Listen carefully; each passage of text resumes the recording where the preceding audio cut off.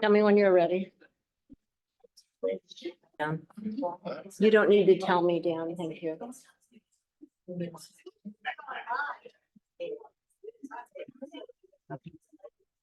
Okay, thank you.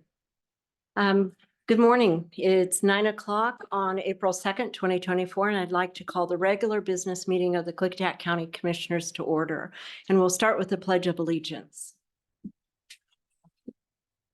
I pledge allegiance to the flag of the United States of America and to the republic which stands one nation under God, indivisible, with liberty and justice for all.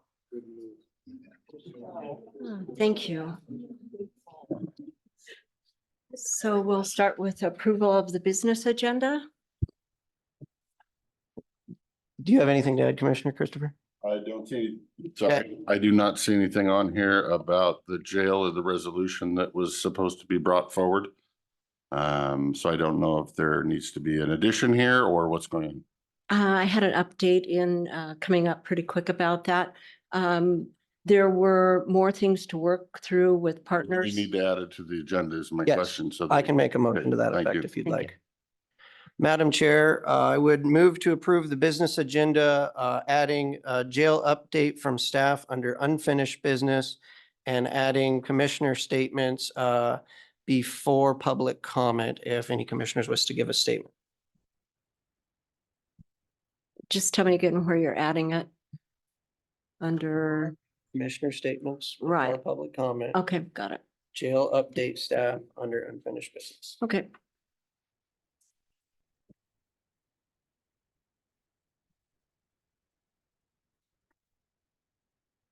Is there a second?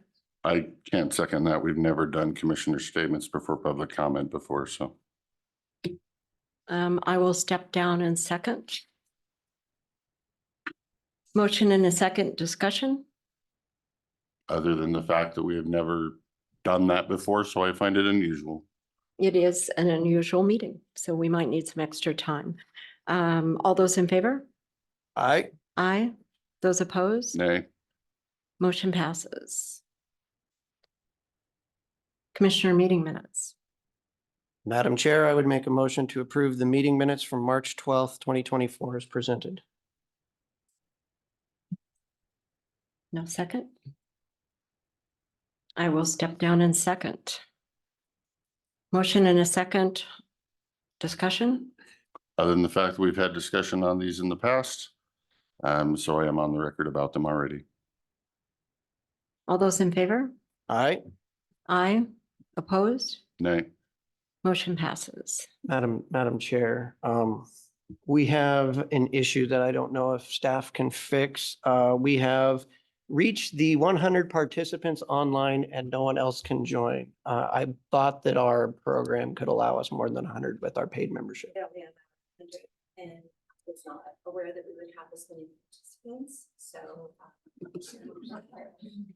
Okay, well, luckily, it is being recorded, Right. so they will be able to view it later. I just wanted to make that.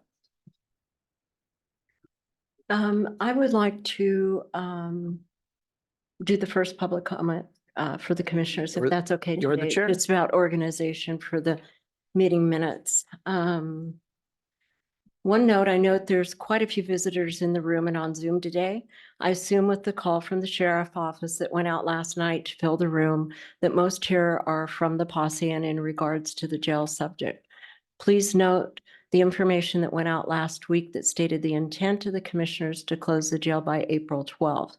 With more information to gather and so many partners involved in the process, we've had to suspend the resolution for this week. So the jail is not on the regular agenda. But if you wish to comment on the jail, you can do so during public comment. I'd also like to remind everybody and ask that this is a regular business meeting of the county commissioners, and ask that we are allowed to conduct our meeting with respect and civility with no disruptions.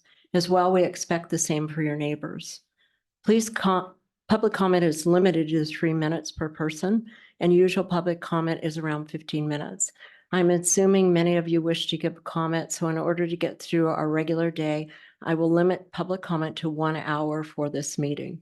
Each side allowed to speak, hopefully. Mr. Anderson?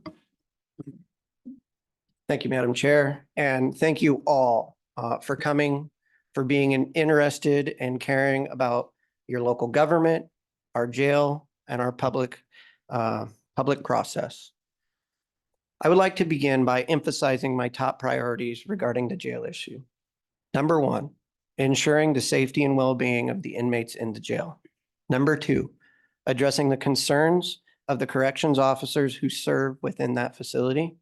And number three, the financial conditions of our county public safety operations, which directly impact our ability to provide our essential services. Regarding the safety and well-being of the inmates, I regret to inform you all that I cannot discuss this matter due to the ongoing legal proceedings. Similarly, I am unable to provide details about the negotiations with the Correction Deputies Union. However, I want to express my gratitude to all corrections officers for their dedicated service to Klickitat County. I would like to shed light on how we arrived at this point. Following the incident last November, I engaged with stakeholders, staff, and elected officials both within and outside the county. Constituents reached out, urging the board to take action. During this time, I collaborated with state agencies like the Washington Healthcare Authority to secure funding and assistance for our jail. Discussions with other officials and staff revealed that I was not the only one working on this issue. On February 27th, the county director and I met with representative of the sheriff's office to discuss jail-related matters. While I will not and cannot delve into specifics without the sheriff's consent, topics such as the jail conditions and healthcare were addressed. Despite accusations and innuendo, I assure you I've been transparent in my efforts. During the March 26 BoCC meeting, I endorsed Commissioner Zoller to lead on the jail issue. On March 28th, Commissioner Zoller convened a special meeting set for the 29th. I want to clarify that I did not confer with my seatmates before this meeting. My prepared statement voiced support for Commissioner Zoller's leadership. As I cannot discuss inmate safety or corrections deputies, let's focus on the financial aspect. With my seatmates' consent, I'd like to present our finance staff's recent cost analysis. This document, minus any privileged union information, will be available for public review this afternoon when we put it on for the jail update from the sheriff. Let me be blunt. Our county faces a fiscal crisis, particularly in public safety costs. We've seen budget overruns necessitating emergency amendments to the sheriff's department budget to the tune of $300,000 in December of 2023. This was roughly 5% of the sheriff's budget. During my February meeting with the chief civil deputy, there was already an expected $200,000 deficit projected for 2024. Our county's financial specialist was predicting closer to $500,000. As you will see, the updated analysis on the jail alone is expected to incur substantial costs this year, far exceeding our budgetary limits. When we include our outstanding liabilities, including medical bills to KVH that is demanding roughly nearly $193,000, the jail alone now has a projected 2024 deficit of $635,000. In yesterday's OPB article, the sheriff believes roughly $700,000 will be removed from his budget. The reality is that the jail's costs for 2024 will be closer to $2.5 million. Frankly speaking, while it would be great to have full-time medical staff in the jail, as many residents have been clamoring for, we just do not have the resources. Our county cannot sustain the status quo. Structural changes are imperative given our financial constraints. We must address these challenges head on with a commitment to fiscal responsibility and prudent decision-making. For these reasons, and the ones I am sadly not allowed to speak about, I made the motion on Friday to have staff begin negotiations with Norcor for jail services. While a final decision has not been made, rest assured, I take your concerns about staff and inmates with the utmost sincerity and seriousness. Thank you. Thank you, Mr. Anderson. Mr. Christopher, do you have anything prepared? Point of clarification. Recognized? Are we going to, as commissioners, be allowed to respond to public comment today like we have in the past? Yes. Thank you. Just for the record, I wanted to make sure that I can pass out the cost analysis for the record Yeah. with, okay. Please. Thank you.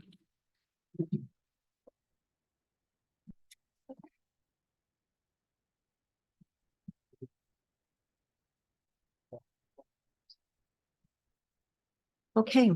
I do have statements. I was just waiting for the hustle to move. I do not have a prepared opening statement because, as you've heard, that is something that we have never done before. It has never been done for as long as I sat in this room for years before I was elected. So I guess I would say I wouldn't know that we were going to get opening statements. So I'm kind of curious how they both knew we were going to get opening statements. I will, as I don't know that most of you will hang around for after, I will read my closing speech at the start, just so that you all understand where I'm at. I myself find this board's hasty, quick to judgment action to close the jail without so much as gathering the necessary information to consider and debate all the options and the financial consequences of these actions to the county, the city, and the residents, an utter disgrace of leadership. Yes, this recent issue in the jail is very concerning and an investigation should be sought. Myself and everyone I have talked to believes that if there is evidence that anyone violated anyone's civil liberties, there should be charges brought against them. So I am in no way pushing aside or defending any political or any potential malfeasance. We can't fix the past. It's how we address this issue and fix it going forward that we are deliberating today. In my opinion, there are many more facts that should have been attained and many more questions that should have been answered before this board made any decision on the jail. This board should have met for as long as was needed for that each commissioner could get their questions answered and come to a resolution. We should have met with our partners at the sheriff's office, the city government, as well as city law enforcement, WSP, our insurance company, and others to brainstorm options and consequences. Who knows, maybe I would have agreed with this board in the end if the facts were pointed in that direction. My main issue with this board's decision is the closed door, lack of transparent process it has used thus far, and from a sitting commissioner, no less. I also disagree that it took action based on very limited information that leaves more questions than answers, and looks more like political pandering than anything else. A short list of questions I would have asked or facts I would have wanted gathered are, and it isn't so short, it's about 30, I'm sorry. This board should have hired an independent, unbiased investigator to bring in to look into the jail death and potential mistreatment case so that we knew the facts of the case.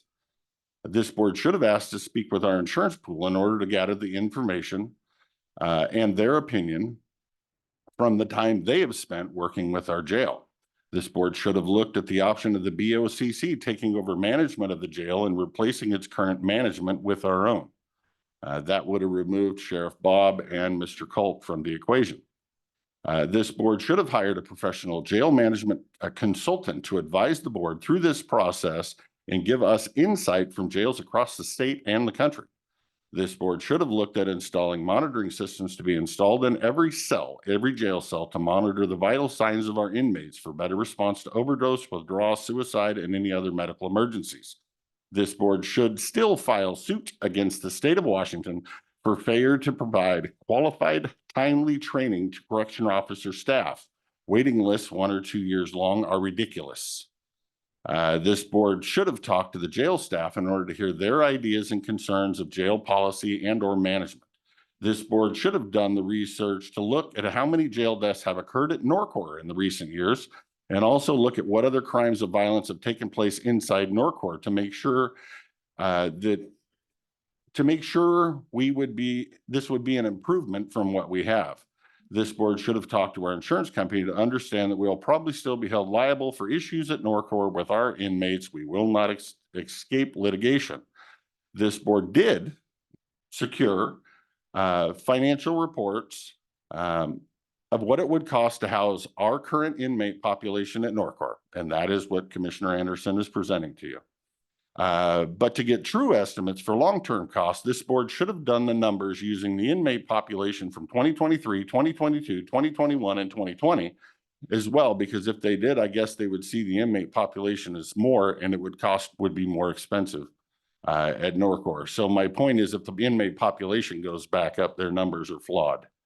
This board should have consulted law enforcement to acquire what changes to operation or staff will be needed if the board took this action to change course. This board should have inquired with all law enforcement if they foreshadow a lower arrest rate and more cite and release based on the drive to Norcor. They also should have read some of the reports on the consequences of cite and release, i.e. more crime in the area. This board should have considered the unintended consequences of cite and release on the law-abiding citizens. This board should have formed a citizens board of stakeholders from both political parties to look at the data that it collected and make a recommendation to the BoCC. This board should have talked with the cities that are under contract to use our jail and consider the hardship it was placing on them with the action it took. Questions I have are, what are the contract termination requirements with the city contracts? The next one is the jail spends $1,000 every month locally at the Farmiston dentist. Did they consider that this might affect if the resources, if they had the resources to stay open and serve the rest of the public if they lose these dollars from the county? What's the economic impact to closure in an already economic depleted and impoverished area? Current correction deputies serve as bailiffs in our court. I have been told that the sheriff is required by law to provide these services. Is the board prepared for the sheriff demanding 3 new employees, and at what cost? Currently, correction deputies provide transportation for most of our residents dealing with mental health crisis. Who is going to do that now, and again, at what cost? Currently, correction deputies provide transportation for our inmates going back and forth to court. Who is going to do this, and again, at what cost? Are any new transportation deputies, if that's what they decide to do, going to be deputized and work under Sheriff Songer? Or are they going to work for us, or what's going on there? And what are they going to do during all the time where they're sitting around and don't have anybody to transport? Has the board looked at who can legally transport inmates across state line? How are we handling our out-of-county warrants? Is there a need for temporary holding cells in Goldendale? Who knows? This board never asked law enforcement agencies for their opinion. It is my understanding that we need a waiver of extradition signed by a judge and an inmate to transfer them across state lines. This all points for the need for holding cells and staff. If an inmate refuses to sign this waiver of extradition, this brings us back to cite and release of some bad people. Where are we housing all the people that get brought back for Superior Court dockets? Sure, East and West District Court can do video conferencing, but you better have holding cells and staff for all these people being brought back for Superior Court proceedings. Now, with that, I do recall Commissioner Zoller saying she's talked to the judges and they're fine, but the evidence I have is the judges knew nothing about this until 5 minutes before the presentation last week. So I think we need to consult with the judges. Next question, where are we housing? Oh, Superior Court, sorry. Next question, did the board know that the sheriff was provided under law a certain number of management staff? So even with this closure, it will probably not affect Mr. Culp's job other than a job description change. Does the board have financial impact statements covering all of these possible scenarios? And that is just a short list of questions I was able to come up with. I'm sure you have many more. And if we answered all of those and this was the correct decision, then fine. But the rush to judgment without covering any of these is malarkey. And one more, on a personal level to me, this board should have provided me this analysis that you're all now going to see, this limited financial packet that I was given 5 minutes into closed session last Friday. I should have received this packet a long time before the meeting started. so that I had time to study it and go over it and not just get a glossed over 1,000-foot view during a closed session discussion last Friday. Moreover, I believe it is legislative malfeasance to make a motion to close the jail before I was even provided this document. In closing, I thought this board interjected their personal opinions into someone personally into the decision on the landfill contract negotiation that ended up costing this county $1.5 million a year, and that was a bad decision. I feel this board is doing the same thing today by injecting their personal opinion of someone into this highly political decision. And I feel the long-term financial impacts will be just as negative as that one. I would like to point out some info I found doing a quick Google search, which I don't know if the board has done. We haven't discussed it. February 8th, 2024, an article about Norcor correction deputy arrested on allegations of misconduct and sex abuse while on the job. December 7th, 2023, inmate found dead under investigation. January 20th, a woman aged 26 died of undiagnosed pneumonia while at Norcor. 2017, a 34-year-old died. 2015, a suicide. Norcor is not without its problems, and have we looked at those to make sure they have double the inmates as we do? They shouldn't have more than double the problems. In September 2020, Oregon jails reported 212 in-facility suicide attempts over the previous year. In 2017, an investigative report called "Don't Look Around: A Window into Inhumane Conditions for Youth at Norcor"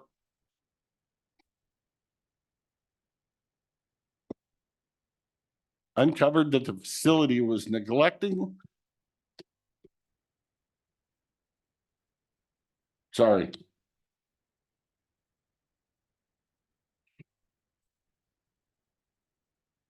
Was neglecting the mental health and social development of the kids who were retained there. It is also my understanding that unlike Washington State, Oregon does not require mandatory reporting of jail incidents. So finding a database on any Oregon jail issues is all but impossible. Washington does require reporting. This board needs to stop, it needs to back up, and it needs to examine all the facts and options before moving forward. And they need to do it in the light of day, in front of the people, and not behind closed doors. And that concludes my comments.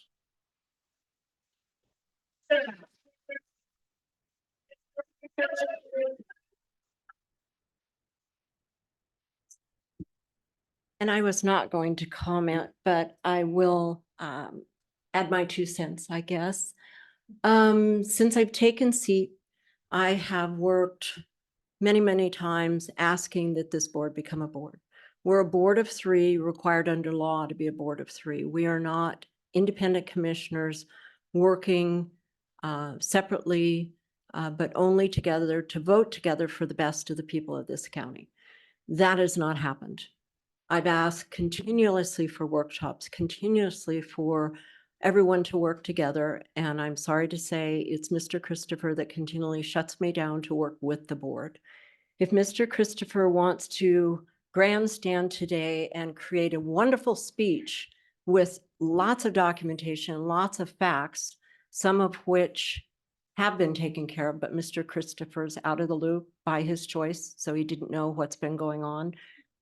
I can say there is no one in this room that didn't know from last May through November that we were having very severe problems at the jail. There's no one. And since that time, I've never heard this once from Mr. Christopher. I've never had a hand reached across the aisle with his information, a hand reached across the aisle with his suggestions, and his suggestions that somehow we shut him down is wrong. The record shows that he has refused to talk about the sheriff. He's refused to talk about the jail. It's in our meeting minutes. It's in the videos. He's Point of also order that is incorrect, and I would appreciate it if the board chair would stop making incorrect accusatory statements that she cannot provide the proof Mr. of. Christopher, I have the floor and I can provide proof. And it will be in the local papers, and he has chose to walk out of the room. How do we work as a board of three if somebody refuses to work with you? And I'm glad he's looking at things, and I'm glad he's looking into things, and I'm glad he has suggestions, but a little bit too late. We're down this pike. We had to make hard choices on humanity and hard choices for our jail and our people who work at the jail, our employees. As county commissioners, we're like a ship at sea. And we're one big ship, and we're responsible not just for the budgets for the electeds. We have to overwatch employees. We have to overwatch how things are functioning to keep us out of litigation. It's our job to put that whole ball of wax together. The electeds are actually the smaller ships out on sea doing their jobs, minding their budgets, doing a good job to keep us safe. But they're tethered to the big ship. And if something goes wrong, we have to step in. And we have waited patiently for full disclosure, full information. We've had private meetings, but we had to make a choice because there was no correction happening that would keep our county safe. So it was an unfortunate and a very hard decision to make, but it's something to put the safety in for the employees, for potential litigation, for the sheriff's department, for the county at whole, for litigations. We have risk management insurance that's at risk. How many times will our risk management carry us when we have these heavy burdens applied that they have to pay out? It's going to cost us, and it's going to cost us dearly. And that costs the taxpayer, which even though everybody supports Bob and he's an icon of this county, but this conversation is not about Bob personally. This is about protecting our county. So with that, I'd like to move into public comment. So I have to work between you and Zoom to give everybody a chance. And I'm hoping that we can, I know there's for and against, so I'm hoping to balance between if we can somehow. I don't know how though. Peter Leon? You want me up there? Sure, and then they can get it in the recording. Everybody needs to speak at the mic so that we've got 100 people and a bunch of people who can't get on so that they can all hear and it's on the recording. And if everybody in the audience would please refrain from commenting during comment, there are mics in the ceiling and it makes it really difficult to hear. Okay. And we noted there is a room downstairs with people in it, but it doesn't have a way to comment. They're going to have to come up and try to get in the comment section. And it's we'll start at 9:30 so I can keep track of time. Before we start, point of clarification. Okay. In your prepared speech, you limited comment to 1 hour. I'm curious, this board has never limited comment like that. We have always decided that we would take as much comment was needed until the people were done commenting. So I am curious why the change of rules for this occasion. One of the reasons is because the call went out to the posse and I don't have to ask for a raise of hands of who's all in the posse. I think if you could have came, and it was from Karen Ellens, and I have a copy of it. So yes, it did go out. Okay, great. So I would like to say my decision for 1 hour was because if we have a conglomerate of people from one group, possibly pinpointed people who represent that group would be better to present it than take up everybody else's public time that might not get to speak, because it's hard to discern who's who. Point of information, Madam Chair. This board, for the longest time, had public comment set for a maximum of 30 minutes, just for point of information. Yes, and I remember those times. And I was thinking an hour would give ample time. Probably the subject matter and the statements are going to be the same, quite a few of them, but we'll take note of what they are and try to answer them. And also, we have a regular business meeting to attend. And we have people depending on us that have to have our signatures and have our votes on things. Madam Chair, being that we don't have a lot for this afternoon, I would move to extend the public comment to 1.5 hours based on everyone taking time out of their day and arriving here. Up to 1.5 hours. We'll see how many people actually want to comment. And that will put us at 11 o'clock. Would you like to break for lunch then and do regular, all of everything else on our agenda after lunch? We are so far out of Robert's Rules of Order having discussion after one motion, but I would like, We are not a county that has, and I'll remind you, Mr. Christopher, we are not a county that has adopted Robert's rules, which are just process. They're not law. well, then if and I we know don't follow you- Robert's Rules of Order, I would like to make a motion that we stay in session until all these people have had a chance to speak.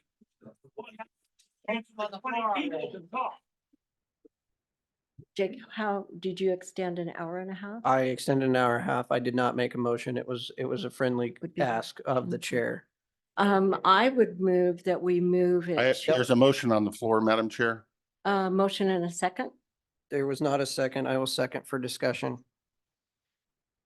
I will ask if the motion, the person who made the motion would agree to public comment until noon so that we can break for lunch. And then after lunch, we can push off our department updates. And then we should have everything else that we can do so that at least now our directors know this morning that they will be pushed off till the afternoon if they can make it. Sure. Would the,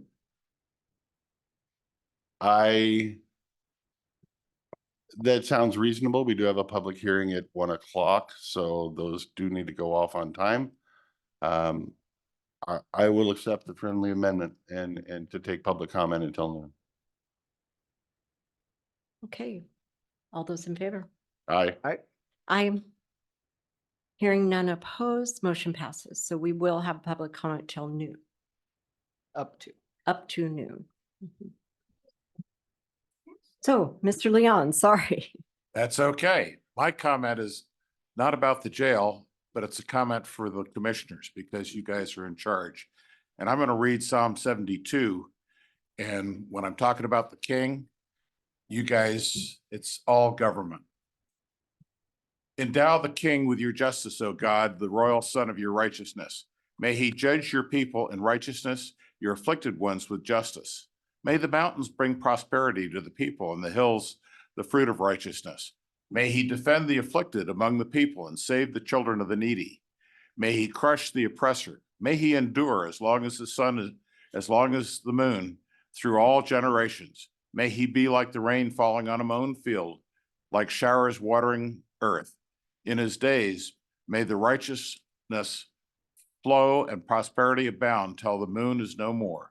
May he rule the sea to sea, from the river to the ends of the earth, and may the desert tribes bow before him and the enemies lick the dust. May the kings of Tarshish and of distant shores bring tribute to him, and may the kings of Sheba and Seba present him gifts. May all the kings bow down to him and all the nations serve him. For he will deliver the needy who cry out, the afflicted who have no one to help. He will take pity on the weak and the needy and save the needy from death. He will rescue them from the oppression and violence, for precious is their blood in his sight. Long may he live. May the gold of Sheba be given to him, and may people ever pray for him and bless him all day long. May grain abound throughout the land, on tops of the hills, may it sway.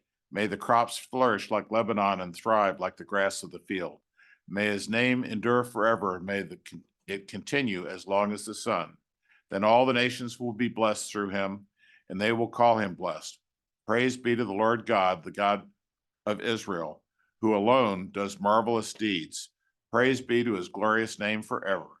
And may the whole earth be filled with his glory. And this is the prayer I have for the three of you as you render judgment on the things that affect us in our county. Thank you. Thank you. Thank you, Peter. Zoom. Probably 1,000 hands. Leslie was first. Okay, Leslie Naramore. Give me just a second. Okay. Just a second, if you can hear us, Leslie. Good morning, commissioners. I can't hear you. Sorry about that. I just wanted to say thank you to Commissioner Zoller and to Commissioner Anderson in particular for having the moral fortitude to take decisive action and turning the page on what's happening at the jail. I hope that this is the beginning of the next chapter and that those who are responsible for the atrocities that took place in the jail will be held to account. I know that you're going to be hearing from some very loud voices today who are upset with your current actions, and I want you to know that you have support. You have an entire community that supports and is ready to help. If you can just let us know what it is that we can do to help. So I'm looking at that room full of people. Best of luck to you today. Thank you. Thank you, Leslie. Okay, back to the room. Back of the room. Come forward. Madam Chair, if I may offer some advice, it might help to get the next speaker walking this direction when we go to Zoom. That way they can be prepared in the room. And we can transition smoother. Dave Barta, Goldendale. Didn't get a phone call, not on the posse. Expected to be one of 2 or 3 speakers today. For a few months, I've been saying our jail actions, policies, and procedures need to be reviewed. Any person in the custody of the Klickitat County Jail is entitled to the best service and care possible and is entitled to protection at every level. Every single injury or death in the custody of law enforcement in a correctional facility is an earth-shattering nightmare for the victim, their family member, anyone connected to that inmate. But decisions on matters like these require extreme care. A deliberative, solutions-oriented approach would have read what the risk pool investigation discovered, then followed that with an independent, full-scale root cause analysis of the 2023 incidents at the jail. Where necessary, job discipline would be applied if the study found errors in treatment, and perhaps criminal charges if it found clear evidence. None of those things actually happened. Last Friday afternoon, this Board of Commissioners passed a motion to begin the process of closing the Klickitat County Jail and contracting with Norcor and the Dalles for jail services. The action was wrongly researched and wrongly decided. It was damaging to the reputations of many fine people who've served in corrections here in Klickitat County for years. Every corrections officer in Klickitat County has been painted with a broad brush as a bad person, regardless of how you sanitize your statements after the fact. Within hours of a double homicide 5 miles north of here, demonstrating the vital need for our police, you found a backdoor way to defund local law enforcement. Now your plan is to take every person to the Norcor facility in the Dalles. In the last 9 years, there have been 4 fatalities at that facility, the most recent being December 7th, 2023. 1 medical, 1 suicide, and 2 deemed natural, though I hardly think there's anything natural about incarceration. 4 in custody death in 9 years. It is tragic. In addition, February 8th of this year, a Norcor employee was arrested and charged for custodial sexual misconduct. Recent state statistics show a total of 65 inmate death reports filed in local and state custody during fiscal year 2023. Sadly, that's 1 every 5.5 days. Everyone a tragedy. Full transparency on this matter is vital. Any member of this board who has been investigated by the sheriff's office and or other investigative agencies over the past few years for alleged criminal wrongdoing or illegal action should recuse from this matter and take no further part in discussion, deliberation, or final action. This will avoid appearance of retribution toward the sheriff's office or its employees. If I provided counsel to the corrections officer's professional organization and I thought there was a conflict of interest, I would demand that very thing. Should be no appearance of impropriety in this matter. I ask the 2 commissioners who don't have a conflict of interest to rescind the board action from last Friday. The injury or death of any person in our custody is a tragedy and should never happen as a result of county actions, but no investigation has been completed. Too much decision-making has happened behind closed doors outside of the view of the public. Restore public trust and actually try to solve the problem rather than sweeping it across the river. Thank you. Thank you, Mr. Barta. Thank you, sir. Is Luke Throop next? Luke Throop, I think you're next in line.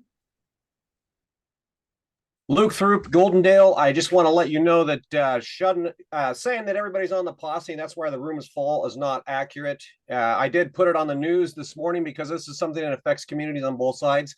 The Dalles, the Norcor, of course, all the things that have been said already. So I just want to make sure we're not shoveling this off on the posse like everybody's showing up because Bod put out a call. This is something that's very important, near and dear to the hearts of everybody in the community, in the county, in Skamania County, in Wasco County. So this is, far-reaching decisions that you're making here hastily, I might add, and I look forward to hearing from those who have things more to say. Great. Back in the room, Mr. West. Sorry. I'm glad you can remember my name. And I'll bet you really wish I was here to ask for gravel for Olson Road. So I'm just gonna totally skip the whole jail scenario. From what you presented on Friday, I believe you're trying to, in essence, make a safer, more comfortable place, in your opinion, for the criminals of Klickitat County to be incarcerated, and you think you can do some significant financial savings at the same time. So I'd like to challenge, especially the two who are up for reelection. It won't happen this fiscal cycle, but the savings. How about you do something to improve the safety of the citizens who are not criminals and use those savings to add more road deputies? Our cities have about 500 citizens per officer. You take out the city population, we're 840 in the county. And we have 840 citizens per officer. And they have to cover by far ranging area. Now, I literally looked at the information I saw as a budget analysis. I really didn't see the savings in there projected. But that's a suggestion. I might even suggest to one of you who's actually never won an election in his own district, who alienated this entire valley because of his position on solar, that maybe you could buy back some of that goodwill by supporting additional road deputies. Because at this point, about 3/4 of this valley wouldn't vote for you if you're the only person on the ballot. Mr. Wells. Next, okay. So online, we have Sherry Bosque.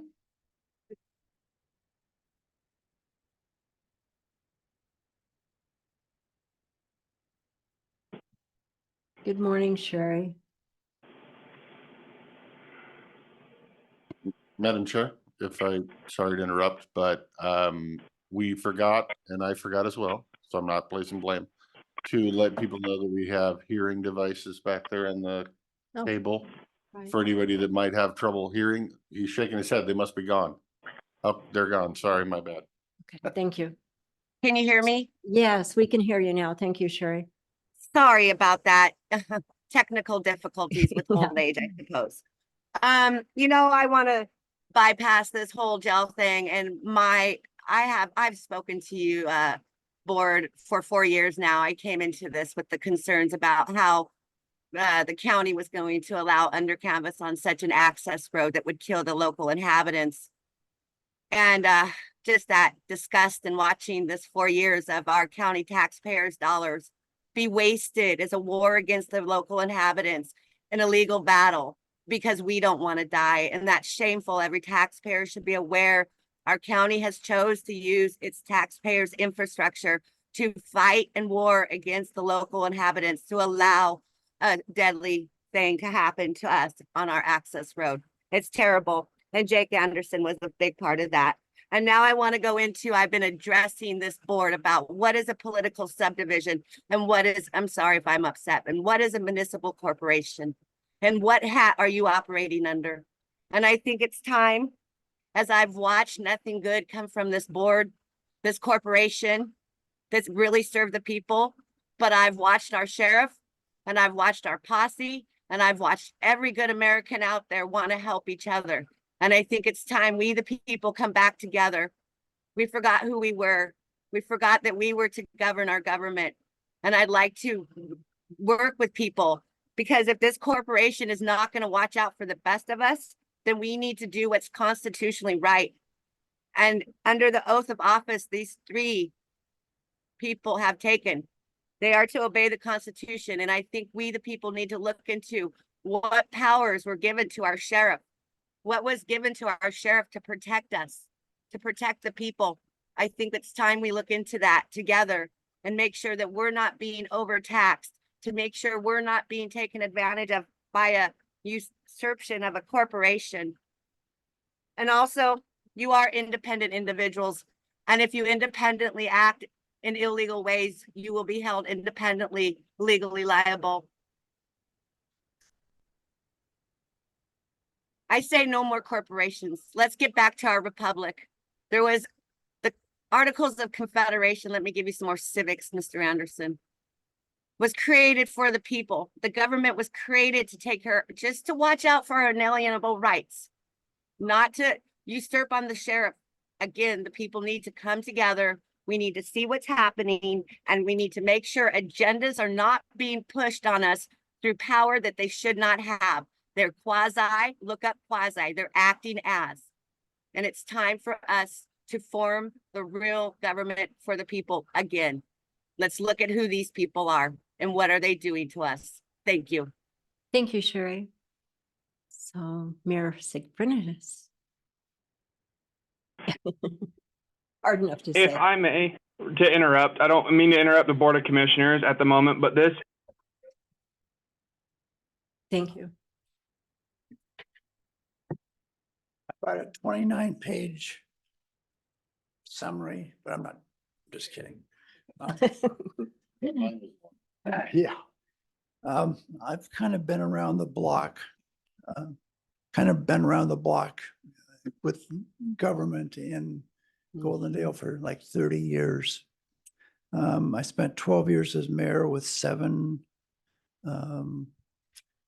counselors, and it was hard until we really got going. And then within 11 years, we got $22 million worth of grants. And that's because the staff worked hard and the city council got along.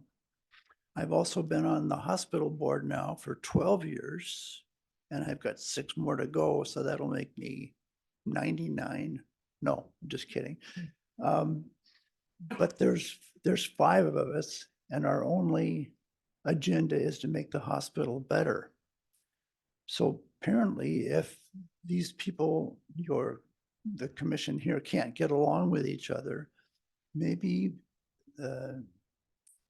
you should move it to, instead of 3, maybe move it till 5. 5 commissioners. I mean, it'll give you a lot more, there's more perspective in that. There's been a lot of things that have happened in this county that have been great, and I wouldn't move away. And there's some things in the paper, I mean, on social media that said, how bad our town is. And of course, there's always naysayers, and they didn't win in this case. But I think we just need to stop and to take a good look of what we have and have maybe an independent organization come and check and see where we can improve on our own, instead of bringing in another corporation that's completely from a different state. They have different rules. You can't tell me it would be a mess for the first 5 years if they lasted that long. And I think we have great people that work for us in the jail. And, maybe there was something that went wrong. It happens. Geez, we're all human. And so I just think that we need to stop pushing this, to get the jail taken to someone else, and let's just see if we can figure out how we can do it ourselves. Thank you. And stay at. Yeah, you and heard the stay- beeper. Yeah. No, I didn't. Oh, thank you I'm so too much. old to do that. Thank you. So online, Becky Miles.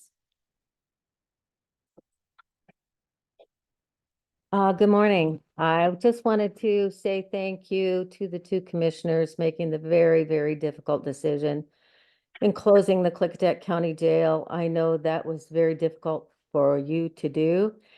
And I know that you probably felt the pressure of time as well. And I'm just hoping that you're looking at all the options before contracting out. But I do think it was the right move, and I want to say thank you. And again, you do have people's support out here. Thank you. Thank you, Becky. Yeah.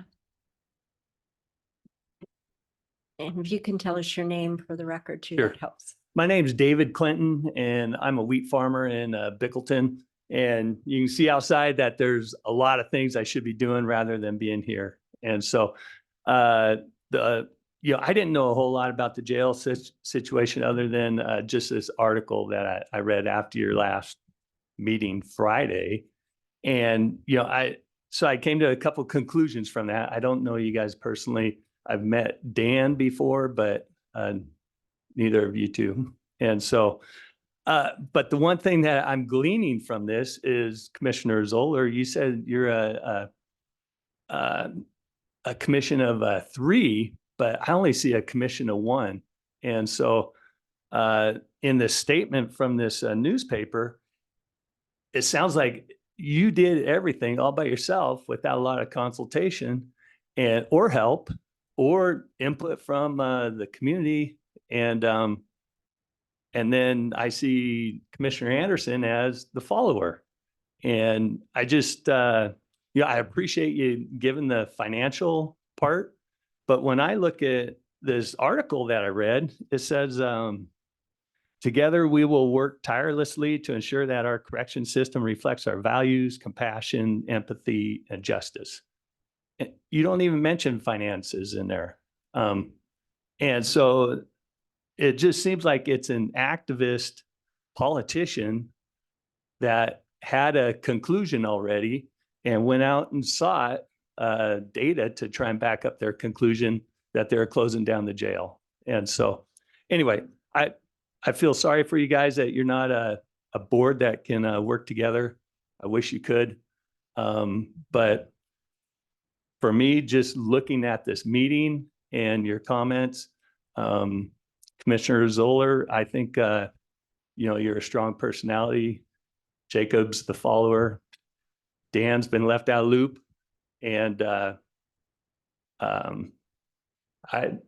personally think you need to step down. And so, anyway, thank you very much, though. Thank you.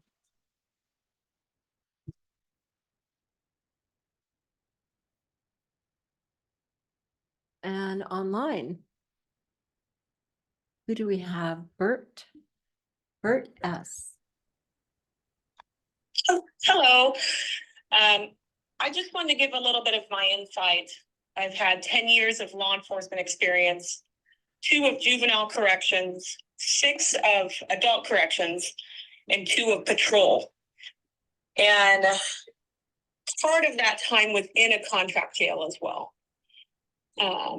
Knowing the cost that other counties pay for contract jails are for profit. You're not going to get a reduced amount. It's not going to be cheaper. There's a lot of loopholes where they charge you extra money. And so with Klickitat County, I believe it's probably between $60 to $80 per bed space. I guarantee Norcor is going to charge more than that because they charge for medical care. They charge for mental health care, everything under the sun. And another thing is when someone has an out of state, so if you arrest someone in Washington, they have a warrant in Oregon, you have to have a waiver of extradition signed before you can cross them into the Oregon state. Where are you planning on holding them? Because that can take weeks if they refuse to sign it, which many do.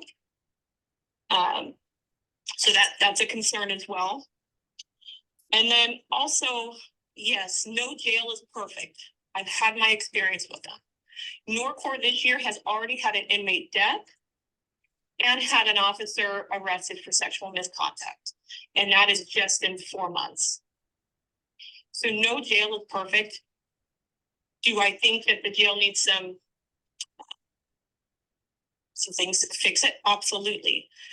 But to say it's more cost effective, from my experience, I guarantee it's not going to be more cost effective. You're going to be sending deputies that when someone has a mental health crisis, Norcor doesn't just accept them. They have to sit there and wait for Center for Living to clear them, if they do clear them, which can be hours. So then you have a deputy sitting in the jail for hours waiting for that inmate to be accepted. Same thing with medical clearance. If there is any sort of medical issue that an inmate has, the jail will not accept them and they have to sit at the hospital, which the county pays that bill. And if the hospital decides to accept them, then they can be housed. But the county pays with that bill, and that's even if they. There's a lot of things that people aren't thinking about when they're thinking of a contract jail. It's not going to be cheaper. It's not going to be easier. I've seen many counties that contract. Thank you. Back in the room, this gentleman here, go ahead. Thank you. Hello, I'm Thomas Wilson. Desperate times call for desperate measures. Everyone in this room agrees that we have a desperate measure, closing the jail. Do we have desperate times?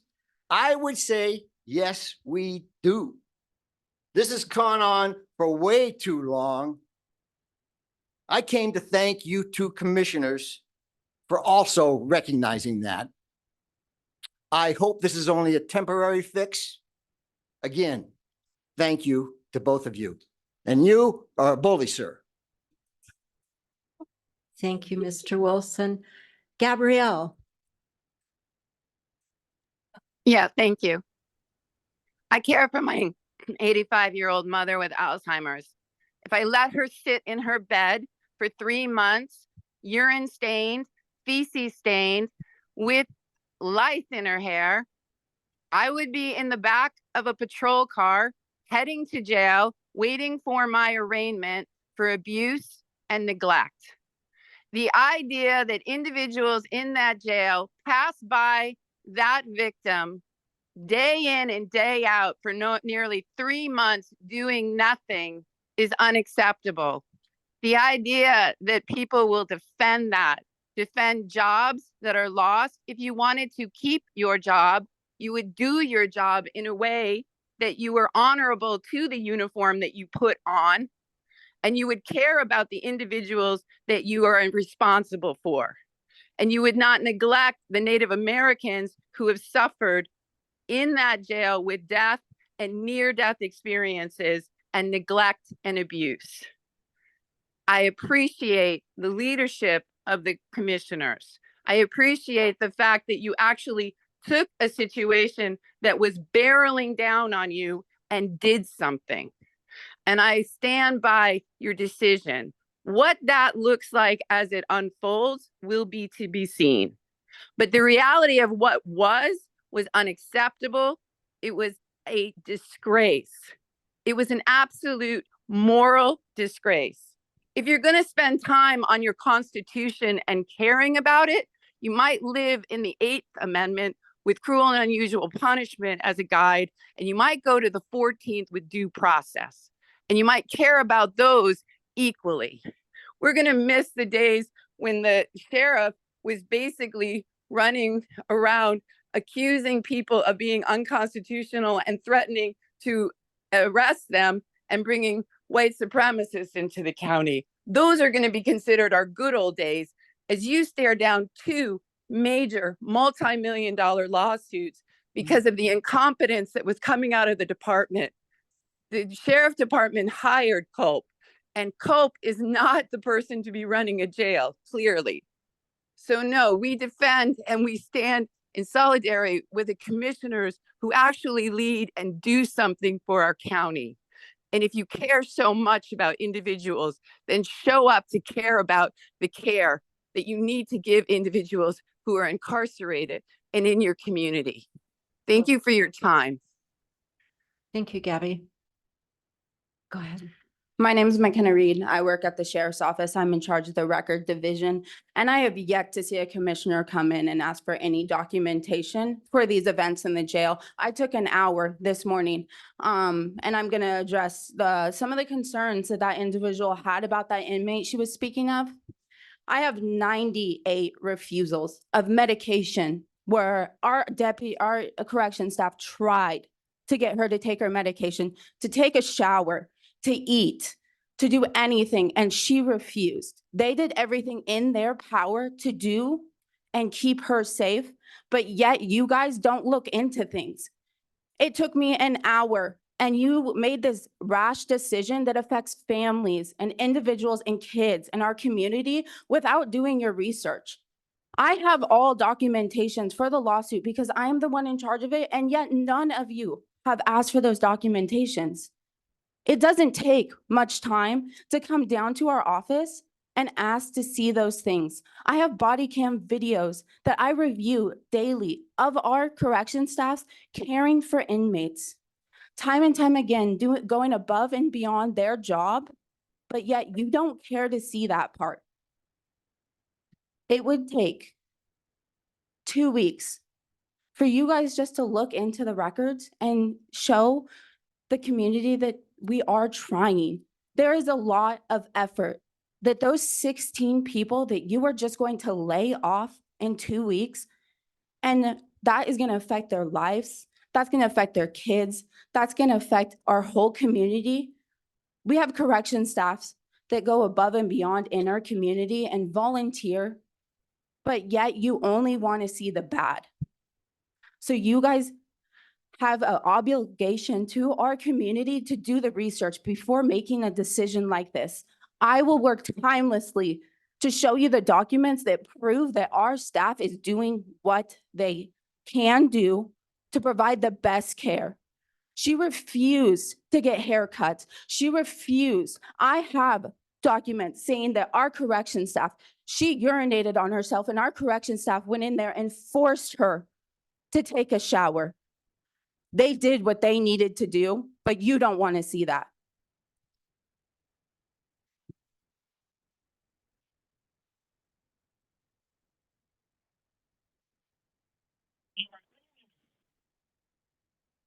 Online. Is there anybody? Nobody online? Oh, or the 3, 4, 5, Can I 5? say something? Yeah, what's your name? My name is Kirsten LaRue, and I would like to speak just as someone with firsthand personal experience, address the financial side of shipping our people to Norcor. I would like to address firsthand experience the effects it has on the community when decisions are being made outside of that community. Okay, so I have experience working in patrol in Oregon, in Wasco County for just shy of 4 years.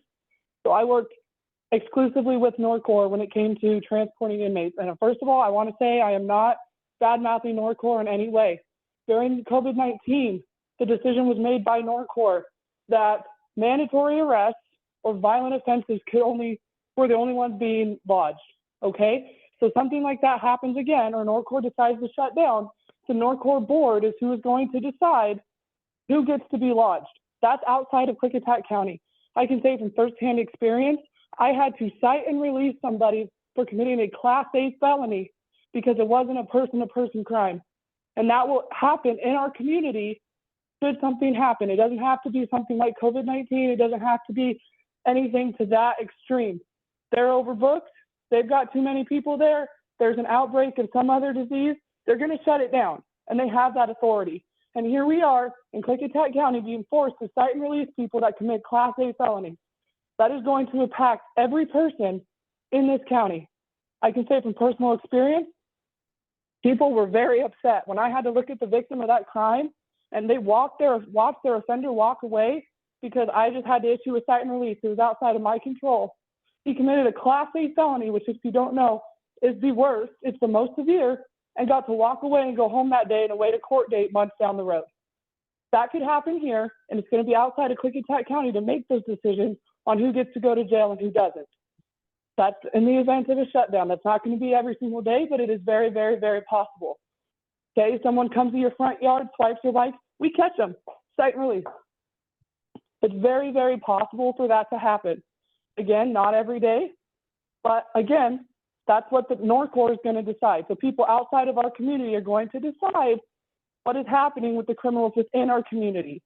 The uptick in crime was insane in that area during that time. People with felony warrants are getting cited and released on a felony warrant during that time. It's very possible, and I think people need to think about the repercussions of having this go outside our county, okay? During that time, Klickitat County had the discretion to lodge who they wanted to lodge. And I can say they were lodging more people than Norcor could, and criminals that needed to be in jail, very serious offenders, were being lodged in Klickitat County when they were not being lodged at Norcor. I just want everybody to think about that, whether you support it financially, whether you don't, whether you think it's political. I'm not going to comment on either of that. I just want you to think about. Thank you. Carmen.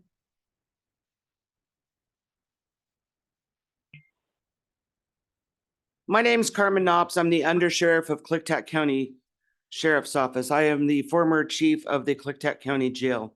Unfortunately, commissioners, you clearly haven't spent enough time with the jail staff, or you would recognize that the majority of the jail staff is standing right here in this very room alongside their families. But you failed to mention that.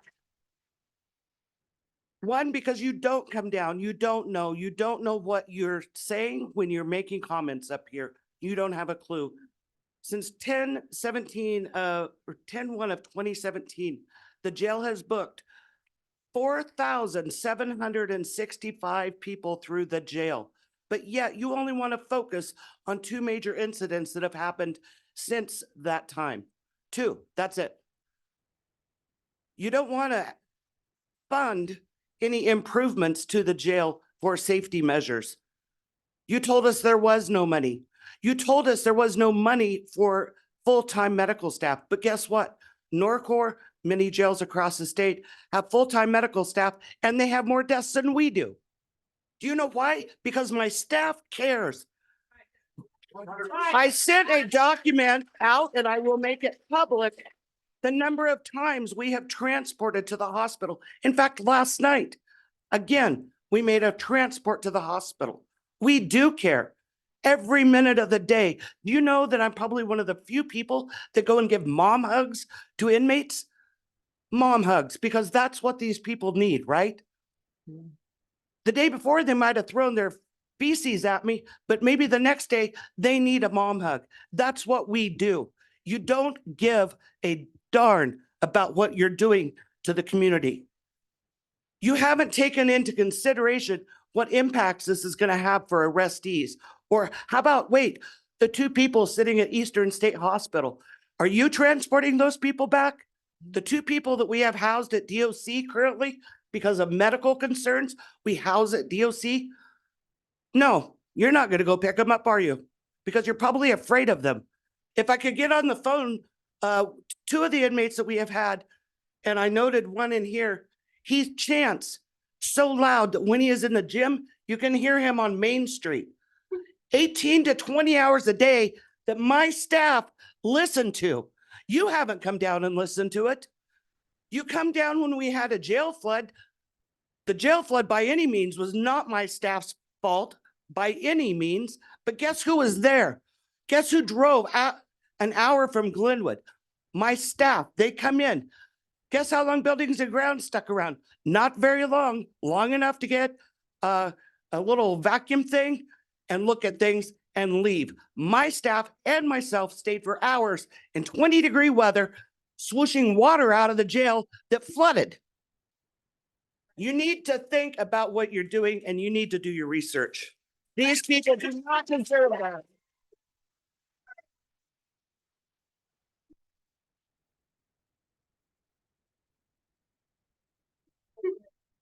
Do you have someone online?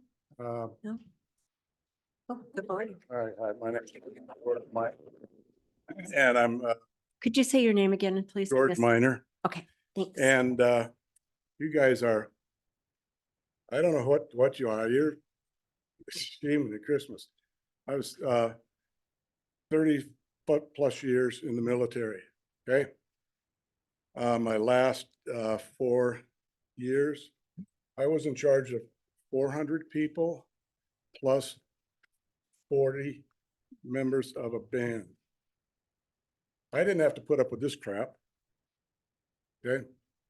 I had a 2-star general. We got along fine. He taught me 3 things.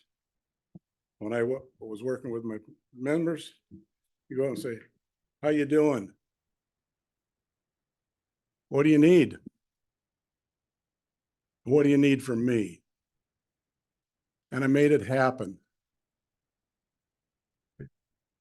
And I always had things for my soldiers. You know, it's in my other pocket. It's a thing that says you handle things with respect. I haven't seen respect up here. So maybe I should have a meeting with you guys. And let me show you what it's like to be in the military and what it's like to be, respect people. I don't see any of that going on here.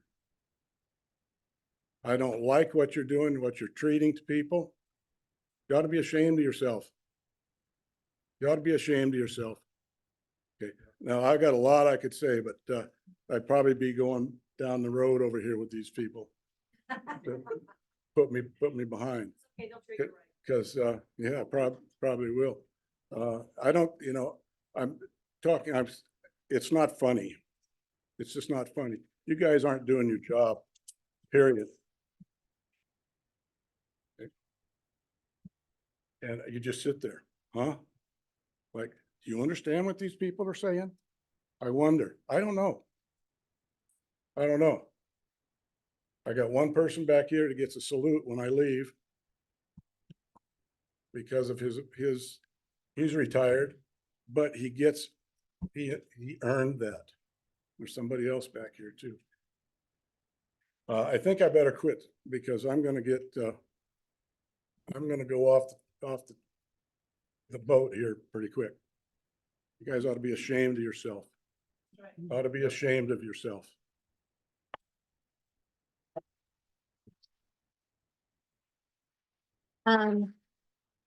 Is it Lynn? Lynn Mason. Yes, it's Lynn.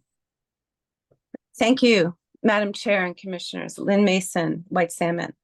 I would like to say you should be proud of yourself, the 2 commissioners that stood up and actually made a decision in the face of a massive crisis. The 2 out of 3 commissioners demonstrated leadership in the face of a legal, financial, and human rights crisis. As far as Songer, he's demonstrated that there's no talking or working this out. He has made it very clear that he is the ultimate authority and he will not sit at the negotiations table. The time for sitting down at that table has long passed. As far as losing jobs, no one is entitled to a job, especially when they are grossly negligent, unlawful, and are putting the county or any organization at a massive risk of multiple lawsuits. The hiring of a sheriff's friend with no experience to run the jail was another indication of the dysfunction. Doing your best does not cut it in a court of law with lawsuits barreling down. The 2 major incidents spoken of earlier can bankrupt our county.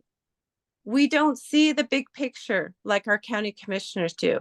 All options were thoroughly researched by many staff and commissioners, and shutting down the jail is the best option. And as for Commissioner Christopher, who says he did not participate in the decision-making, why did you not come forward with the list of things that you listed today, or to actually do something? In addition, Mr. Christopher's display of misogyny towards the woman on the commission is obvious and gross.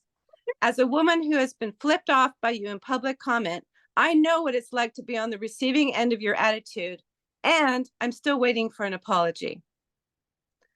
There is no perfect option, in this scenario. Sitting in a quagmire of indecision is not an option. I, for one, am relieved that we have leaders that are moving forward with this.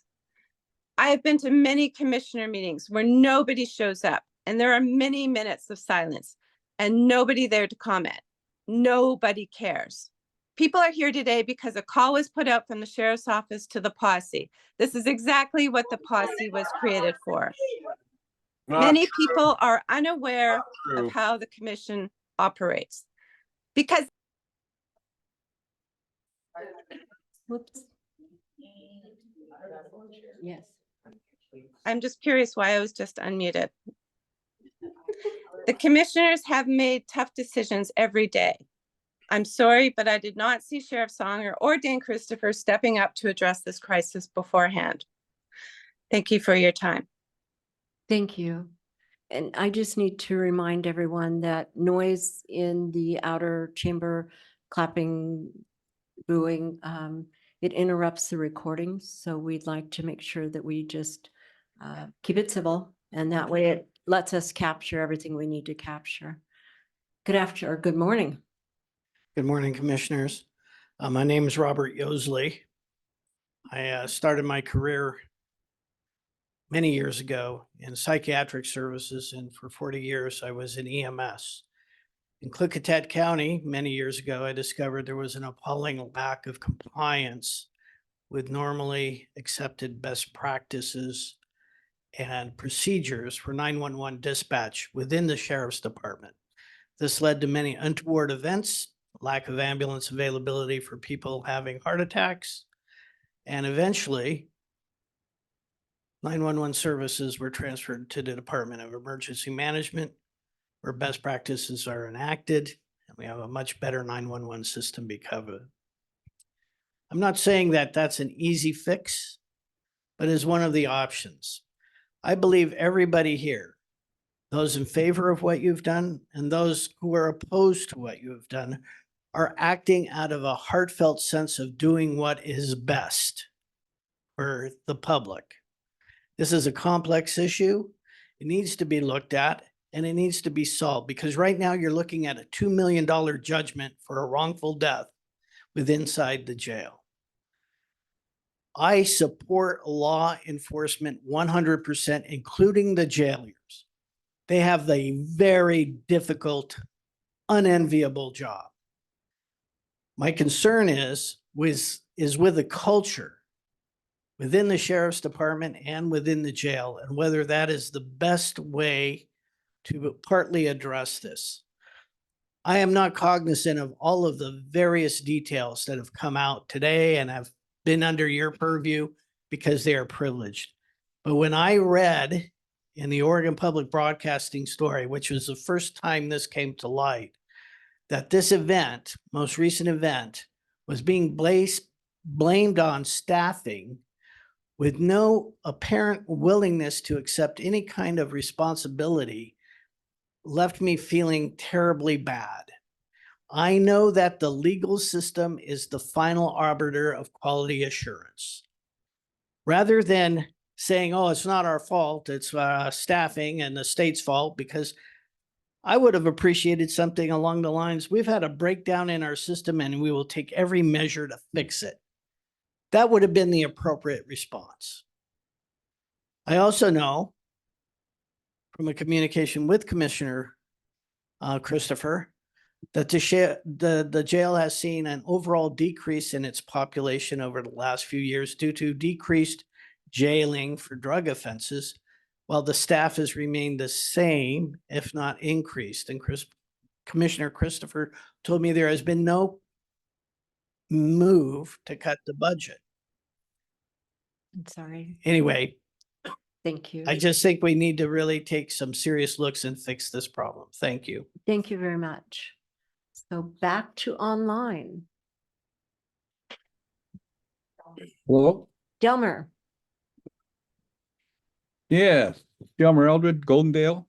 And, it appears that Commissioner Anderson and Commissioner Zoller have had secret meetings and set up plans with Norcor to close the jail without advancing notification to the public or to put up a meeting with the sheriff or the staff of the jail to find out the facts and determine what is needed for the jail to correct the problems that have been brought forth.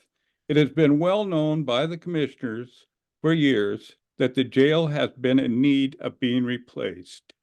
The jail is so old that some of the parts have to be made because you can't buy them anymore. But rather than take a serious look and receive input on what needs to be done, these two commissioners have taken it upon themselves to bypass any procedure and do whatever they please, which I feel they have violated the public trust in their positions as elected servants. Without putting regard into the 15 people that will be put out of work, and possibly you're going to have a couple of deputies that have to transport prisoners back and forth when you already have a shortage of deputies in the sheriff's department. And when we're already having, the amount of budget problems, and now you want to send them to Norcor at $97 a day, and Goldendale normally runs around 40 prisoners. That's $3,888 per day, $1,396,800 per year. And that's not counting any special needs or medical attention. And all the sheriff has requested for years is he needs a new jail. He would like a nurse on staff employed at the jail. And those have been completely ignored. There has not been a grant sought or anything else to help improve the conditions of the jail. And I do comment Commissioner Christopher, for wanting to gather the facts and take a sensible look at the situation before making any decision. Thank you. Thank you. Mr. Robinson. Hi, my name is Scott Robinson. I am not with the sheriff's posse. Just so you know, I've been living here about 20 years, and I just didn't know all this was going on, and I came down here today, and it looks to me like it's the point here right now. It's time for the commissioners to make a motion to stop this proceeding.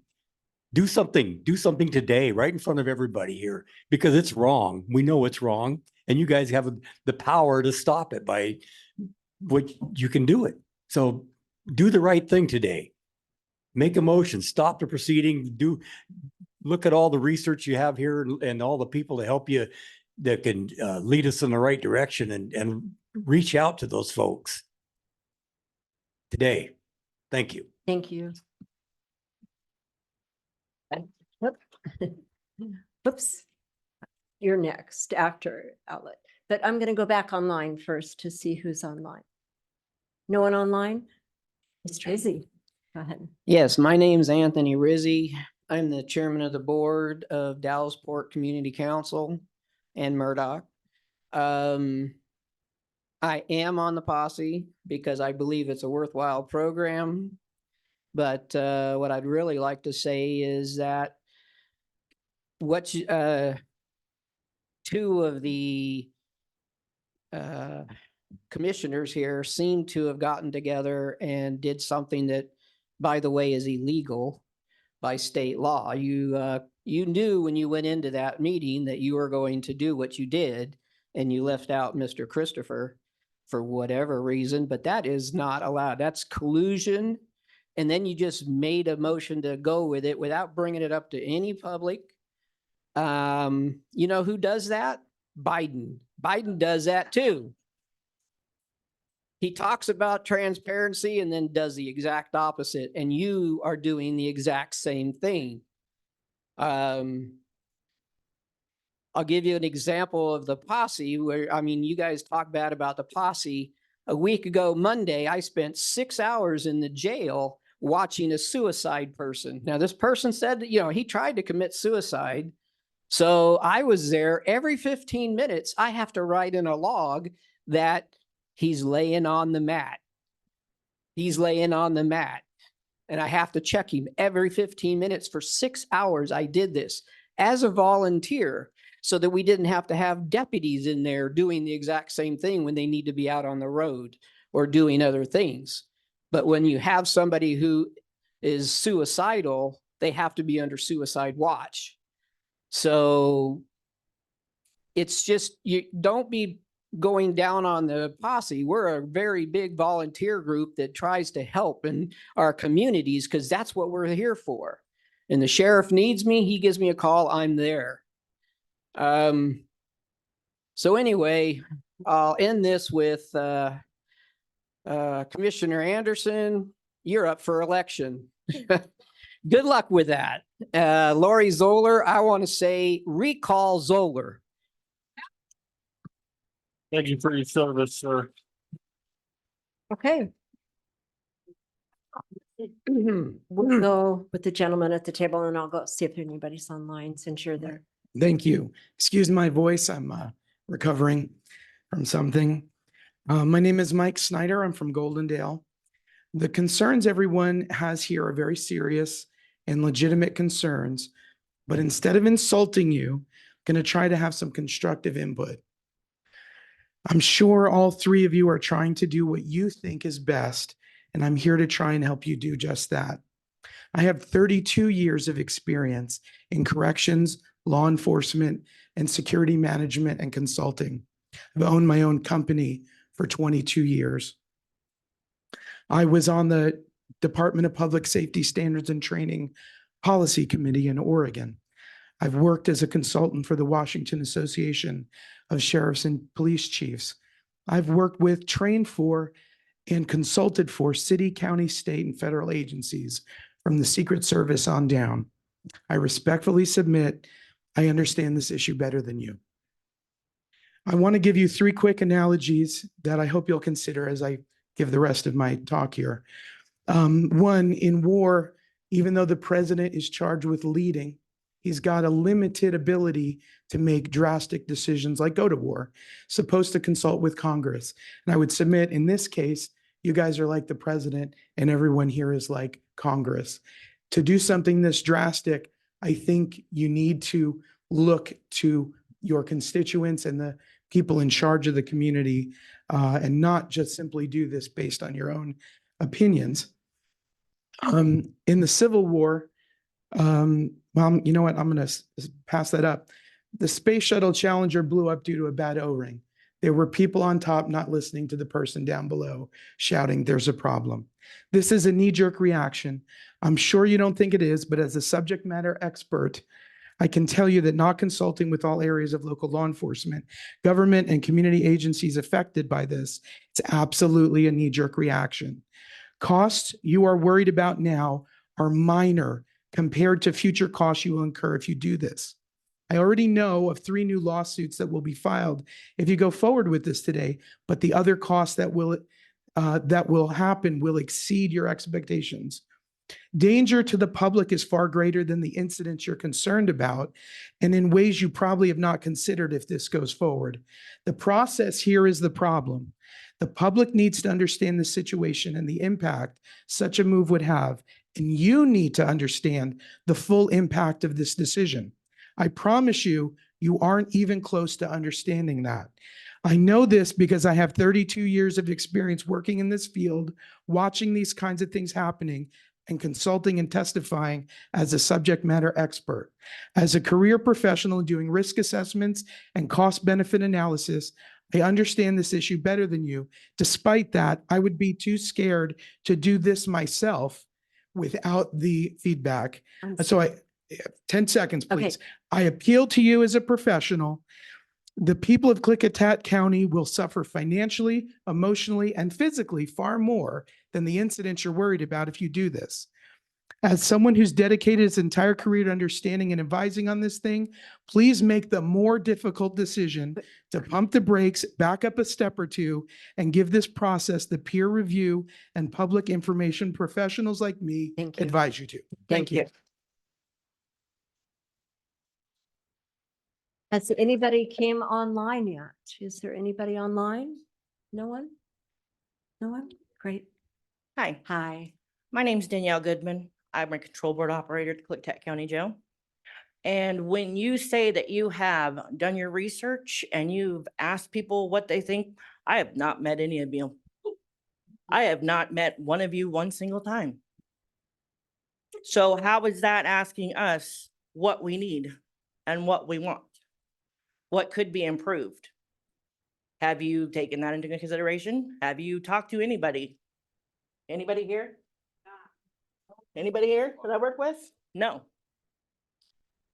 So that being said, how come you did not come to us to ask us what we need, what we want, what could be improved? Because from what I've been told, you went and took a tour in Norport to check out their facility, because I haven't seen you in ours. You came and when the pipes burst, I wasn't there. You came at lockdown. You don't know what happens when it's not locked down. You don't know what they deal with. You don't know anything. So before you make your decision, I would really, really appreciate, before you end my job and take away my livelihood, that maybe you should consider talking to the people that actually work there. Thank you. Anybody online? No more online. Good afternoon. Good afternoon. I'll keep this short. My name's Chris Siebert, and I sit on the school board. So I'm going to put another spin on this, and I'd appreciate everybody's eye contact and looking at me when I'm saying this. What are we going to do when we don't have deputies on the road and we have a school shooting? Who's coming to respond to that? Who? You guys? Who? Because we're on the hook for that. Sure, we've got things in place in the school. Absolutely. But who is going to respond when our children are getting shot in a school? Heaven forbid that happen. But if I got a deputy that's all the way on the other side of the county, 45 minutes from responding, and I got a Goldendale PD that's heaven forbid transporting somebody to Norcor, and I have nobody here to respond, who's gonna respond? This is stuff that's serious. And it doesn't seem very damn serious by the people that are sitting on the board. I sit on the board. I take a lot of heat. So I know what you guys are going through, believe you me. But I can tell you right now, if you're not out in the community, you're not visiting with people, nothing's going to happen. You've got to be proactive, period. Proactive. I'm a business owner. We own 3 businesses in this place. 1 in town, 2 outside of town. I have great friends that are employed. And I know these people personally. Maybe if you get out and actually meet them, you would know them personally too, to know that they care about people. It has nothing to do with neglect. They care about people. It has to do with they don't have the damn resources to take care of the job, period. And that's all I got to say.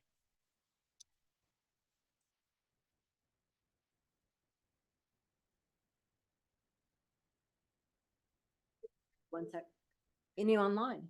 Yeah, Nope. there's a deputy at the jail that would like to call in. They don't have a raise hand function, and I believe he's ready. But do you know what the name is? I don't know if they're just calling from a phone. It should say iPhone. Star 6 to unmute themselves if they're online. We're still at 100, so they might not be able to get in. Or get the last 4 digits of the phone for us. Thank you, Mr. Siebert.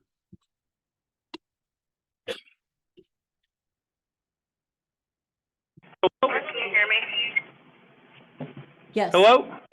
Yes, Yes. this is Corrections Deputy Eldred here at the jail. I have 2 inmates that are willing to speak, if you would allot them that time. Yes, are they with you at the phone? Yes, they're with me right now. And we have just keep in mind, we have a time frame, so go ahead and go. Right. Madam Speaker, my name is Daniel Lastly. I'm an inmate here at Klickitat County Jail. I've been here since September of 2023. I was sentenced to 2 364-day consecutive sentences. Since I've been here, my situation's a little strange. My wife is in Canada. My wife was actually housed here for a few months before I was housed. C-tel phones do not allow me to contact Canada, but since I've been housed, the deputies have gone above and beyond helping me to communicate with my wife. They've respected me. They have in no way shown me any type of disrespect or neglect. For the county to go the way they have and just kind of throw them out like nothing. I mean, I'm housed here. I have nothing to gain by saying anything, and I think that it's completely wrong that you guys are doing this to these guys. These men and women are going above and beyond to do a service to their community, and for them to be tossed like that is just completely absurd. And I mean, I know I'm just an inmate and I don't have, you know, much say or anything, but I feel that these men and women, you know, do go above and beyond, and I've seen them go above and beyond and help the inmates here to the best of their abilities and to utilize the tools that are given to them as much as is given to them. And I thank you for giving me the opportunity to speak with you guys on their behalf, and I guess that's all I have to say. Thank you. Thank you. Hi, my name is Stephen Smith. I'm also here, housed here at the jail. I've been in custody for over 11 years. I just came back for a resentencing. And in the 11 years, that the staff here have shown this absolute extreme professionalism.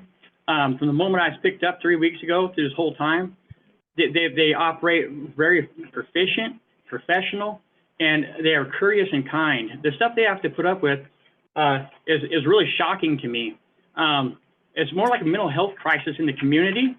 Instead of shutting the jail, you guys should be looking into opening a mental crisis facility somewhere to really address the issues that these people have to deal with, because it's something else. I haven't seen nothing like this. When I was up at Stafford Creek Correctional Facility, I was in the SBU unit. I was a mentor there, mentoring people that have autism and special needs people, teaching a couple of math classes. And so I recognize a lot of the same traits. You know, it's a major thing going on in America, mental health problems. And that's where your attention should be. But these men and women here, they work hard. They got extreme patience. I'm really impressed with the staff here. You guys really need to take that in consideration. Closing jail is I think you're gonna have a lot more problems sending people over to Oregon, a lot more lawsuits than if you just keep the jail open and do what needs to be done here in our community. Because the taxpayers' dollar should stay within the community, not go elsewhere. Thank you for your time. I appreciate it. Thank you. Thank you. Thank you, sir. That's every inmate speaking. Thank you. Lauren. Hello, I'm Lauren Culp. I'm the chief of the jail. Closing a jail because bad things sometimes happen makes perfect sense, but only if you don't look at all the facts and do your due diligence. How many commissioners during their extensive research picked up their heads to look around the state, to look at other facilities or other states, or even to walk across the street and go into our own jail? On June 11th of last year at 1:35 p.m., Everett Along, an inmate, exited his cell, climbed on top of a railing, and dove headfirst into the concrete floor. He died.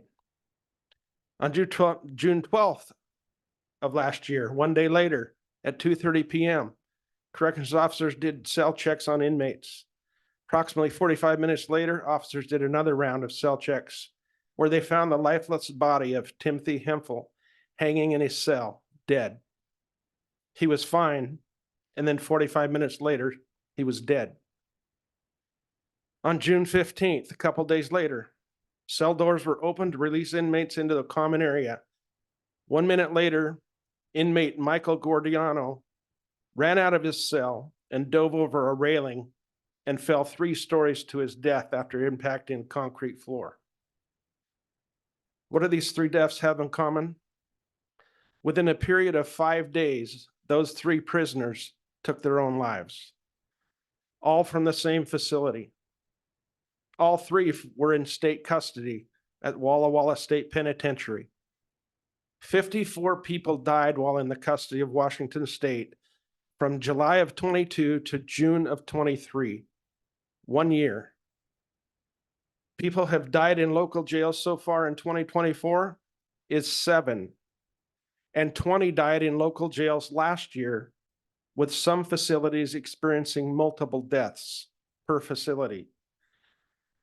I realize we don't have control over the state's prisons or other jails, but with some of your thinking, shouldn't we, as citizens, demand that they close state penitentiaries because of these record number of deaths? Or should we look at the root cause of these things, which is drugs and mental illness, and then do all that we can to stop it? For years, Washington State basically legalized hard drugs, which has fried people's brains to the point that we have an epidemic of mental illness. People who won't take their medications, people who won't shower, people who won't use the toilet, people who won't eat, and people who will not cooperate with the very people who are trying to take care of them, the corrections deputies. And we have some of the best, most professional people who care right here in Klickitat County. Closing a facility because these things happen is not the answer. Getting people who Thank you, need mental. Lauren. I'm sorry. Thank you, Lauren. Thank you. Be online.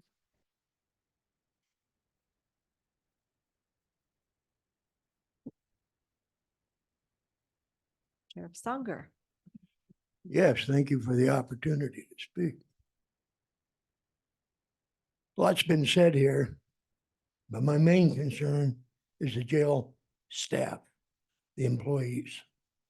They were true professionals. And you were quick to throw them under the bus as well as myself. I understand there are people out there that hate my guts. And several of them spoke to, and you know them well, Lori. You know them well. The thing that bothers me, and let me say one thing first. Commissioner Anderson, yes, we met. We talked about mental health. There was no mention about contracting the jail with Norcor. Last Friday, you blindsided us with this comment and direction to contract with Norcor.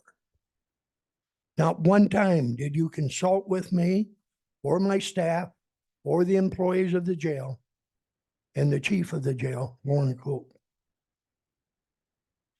I think it was dishonest and unprofessional on the two of you doing that. You could at least add the decent respect to meet with me and give me a heads up what you guys were thinking. But let's call it for what it is. It's political. You know it and I know it. You have listened to the other side that hate my guts and they'll dogpile every issue that comes up. They're part of the defunding of the sheriff's office petition. And I can prove that, by the way.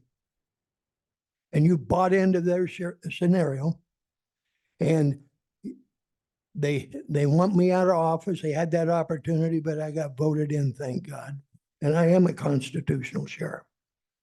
And I think what the two of you did was just unprofessional as hell. Dan Christopher, Commissioner Christopher, at least has a reasonable common sense approach to this whole thing. And you guys should as well. But why it's political, you two, because of the cheering crowd that you associate with, the far left, that want me out of office, because you have bought into their scenario, you guys are after myself and Lauren Culp. That's why Culp was brought up. I got news for you. As an elected sheriff, I can appoint my managers. And if you want to come after Lauren Culp, you're going to have a fight on your hands. Because I will. I have a gentleman there I can trust. He's loyal, he's a hard worker, and he's got the background to do the job, and he's a constitutional guy. That's my friend. Thank you, Bob.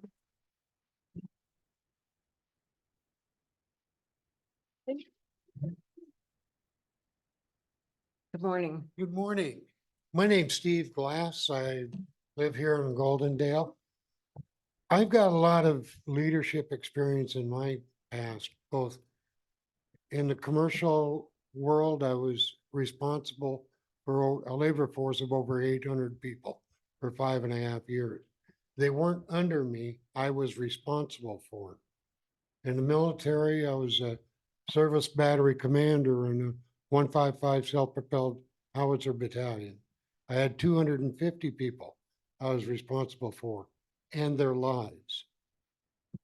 You three are responsible for all the people in this county. So you are in a leadership position, whether you realize it or not. You are responsible for them, their health and their well-being. Anybody with any leadership experience knows that when you have a problem, you don't eliminate the concept, you correct the problem. Let me give you a scenario. What happens if a garbage truck backs up, runs over a kid, kills him? Well, that's horrible. Do you eliminate garbage service throughout the county because there was a problem? Or do you research the incident to find out why the driver didn't see the child, take corrective actions so no other driver is going to do this? That's the common sense. That's the correct way to handle the situation. We got a problem in the jail. So you're going to eliminate the jail? The concept? These people have been telling you what kind of problems you're creating in doing that, that actually is worse than the original problem. You're not going about this the wrong way. You're not doing proper leadership. You three need to work together in the open, along with the people of the community, to solve this problem. Don't eliminate the concept. Solve the problem. Thank you. Thank you, Steve. Oh, Is there anybody online before I do? no. Okay. So, And your name? so that's what I'm getting. Some of you know me. I know Dan does. Some of the people out here know me.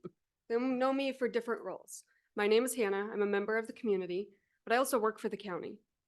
I work also in public safety. These people that you're taking the jobs away, guess what? Those people have kids. I have kids. I work for the county. I work for public safety. Are you going to come after my job next? Are you going to come after the road deputies? You guys have not done your research. You guys are not in the jail being screamed at. You guys are not providing CPR or providing Narcan to the people who overdose. You guys don't know anything about any type of public safety. You don't know anything in the jail. Hell, you guys probably haven't even done anything or any research about any public safety. I know what happened is wrong. I know it's sad. It affects everybody. But me, I am now fearing my job. I now will probably have to look at moving outside of the county. These people back here, you're going to be taking jobs away, but also look at the people who have families. Look at the people who are pregnant currently. They're going to be losing their insurance. And now you're going to be looking at removing a big chunk of people away from schools. Goldendale School District barely passed their levy. Now you're going to be taking more people out of that. How do you guys, who are supposed to be for the public, for the people, haven't done any research on the long-term effects of this? You've heard the incidents. You've heard that you need to go in and do some research, but talk to the people. Go in and make it known. Try. Sit there and do a sit along with them. Walk around with the corrections. I bet you couldn't even last 10 minutes in there. Nobody can. You're afraid of the people who they sit with every day. Are you going to be sitting there when one of the inmates, like Carmen has said, you can hear them chanting in the public? Do you want them in your house doing that? No. Going to jail every day, as these corrections officers are, there's a study shown it's like going to war. You guys have no idea of any of that. And you need to be responsible for taking not only my husband's job, but all of these other people. You guys think of their posse? Do you even know who these people are or what their names are? I can name all of them. I know them professionally and I know them personally. Do you guys? No. I know Dan. I know his wife. His wife worked side by side along all of these people. You guys don't know. And I want you to take a moment and actually thank each one of these people who have done CPR that you guys haven't done. Cut people down when they tried to hang themselves. Give the people the Narcan. You do it. You go in there and you do their job. I guarantee you won't last a week. Thank you. No online? Was there anyone online? Nope. All Thank right. you for asking. I'm Deputy Ben Corning, Klickitat County Sheriff's Office. A bit about background. I've been on patrol here for about 9 years. Before that, I worked about 3.5 years in our jail as a corrections deputy, so I know a bit about it.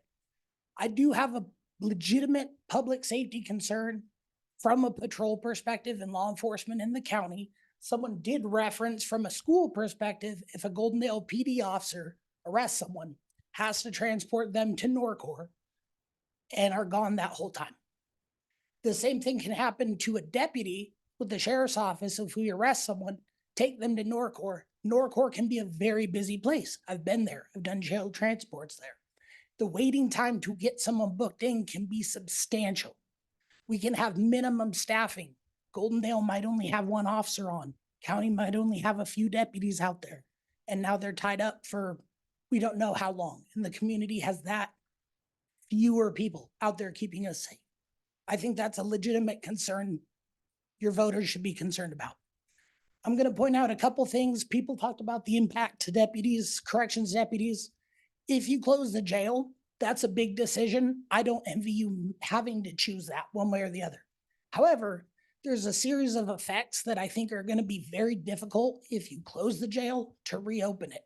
First, those deputies are not going to come back and work for this county. They're done. You're going to lose over half a century of work experience in the jail. It is very hard to find people to work in the jail who are willing to put up with that nonsense. I lasted 3.5 years. I got out. So you're not going to find qualified people. And imagine the liability of reopening that facility with completely rookie corrections deputies. I think it's going to be a nightmare. Holy cow, I still have time. There have been a lot of charged opinions about some of the bad things that have happened in the jail. Anything that happens to humans is a tragedy. Some of that stuff's really bad. People have badmouthed the COs. Come turn in an application. Come show us how that job's done. Because a lot of people seem to think they know how it's done. That's the one little emotional bit I'll go on. Folks, thank you for extending this so many people could speak. Really appreciate it. Thank you very much. Sandy? I'll let you go. I'll let you go next. Thank you. Good morning. Good morning. My turn. Name for the record. My name is Cassandra Christopher, and I am the spouse of Klickitat County Commissioner Dan Christopher. And I need to give you my experiences of 4.5 years being in the jail control room operator. In the last couple of years, before this job, I worked in customer service. My husband has proceeded to tell me over the last 4.5 years how I have changed and how this jail has affected me. And I am not so nice anymore because I had to be tough. I cannot tell you how many times I sat in that control room and listened to the bell go ding, ding, ding, ding, ding, just because. And after a period of time, that dinging constantly in your ear, which these other control room operators and other deputies have heard, will get to you. Are we perfect? Were we perfect? Were mistakes made? Yes. How many of you have sat there and had an inmate threaten to kill a CO? I have been there. I had to go to court on it. I had to go to trial on it. How many of you have had an inmate sit there and run around butt-ass naked just because they thought it was funny? This is not something you have dealt with, I'm sure, ever in your life. And until you can sit in a control room for 12 hours and listen, you have no right to make a decision to take these hardworking ladies and gentlemen's jobs away. And until you can sit there and know you cannot do anything about it because of state laws, you can't search anybody anymore. Why? It's against the law. So drugs come in. I've seen it. I've watched drugs being left on a floor and another inmate picked them up as one inmate's getting out of jail. How do they get them in? These guys cannot do anything about it. Mental health, it's there. Why? Drugs. And so until you're willing to work with our mental health providers, our sheriff, Washington State Police, Goldendale PD, and everybody else, please do not make a rush judgment on anybody, because it does affect your mental health as well. And now I have to listen to my husband say, you know what, you're not being so nice today. You used to be the sweetest person I ever knew. So if it affects them, because it affected me, I completely 100% understand. And maybe that's something that you need to look at within yourself. Can you handle sitting there for 12 hours a day or 12 hours a night when you can do nothing about it? Thank you. Thank you.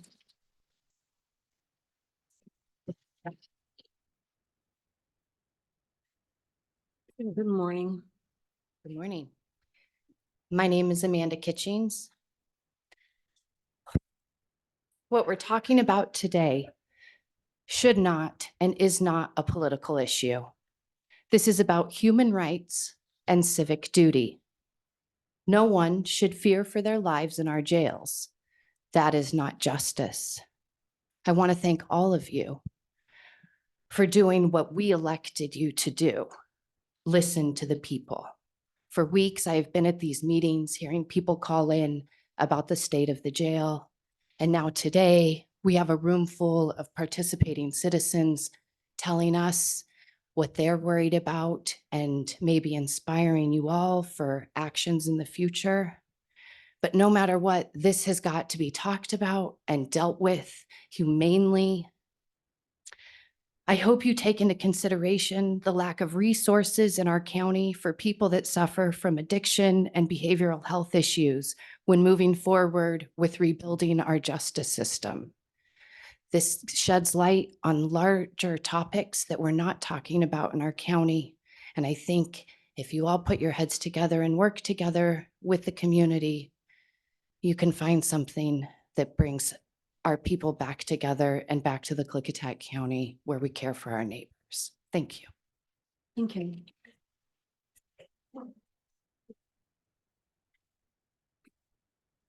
Good morning. Good morning. My name is Joseph. I work at the jail. As a Christian, it's hard for me to do this, but I forgive you for what you guys have done. Dan, thank you for looking into a different way. But all I got to say is, I'd like to see you guys in there rolling with an inmate, spraying blood everywhere, and we have to roll in it with them just to get them medical help. I don't know how many times I've gone in cells covered in feces, and I have to go in there and get them out of there and get them help and get them cleaned up. I'd like to see you guys try it. Thank you. Thank you.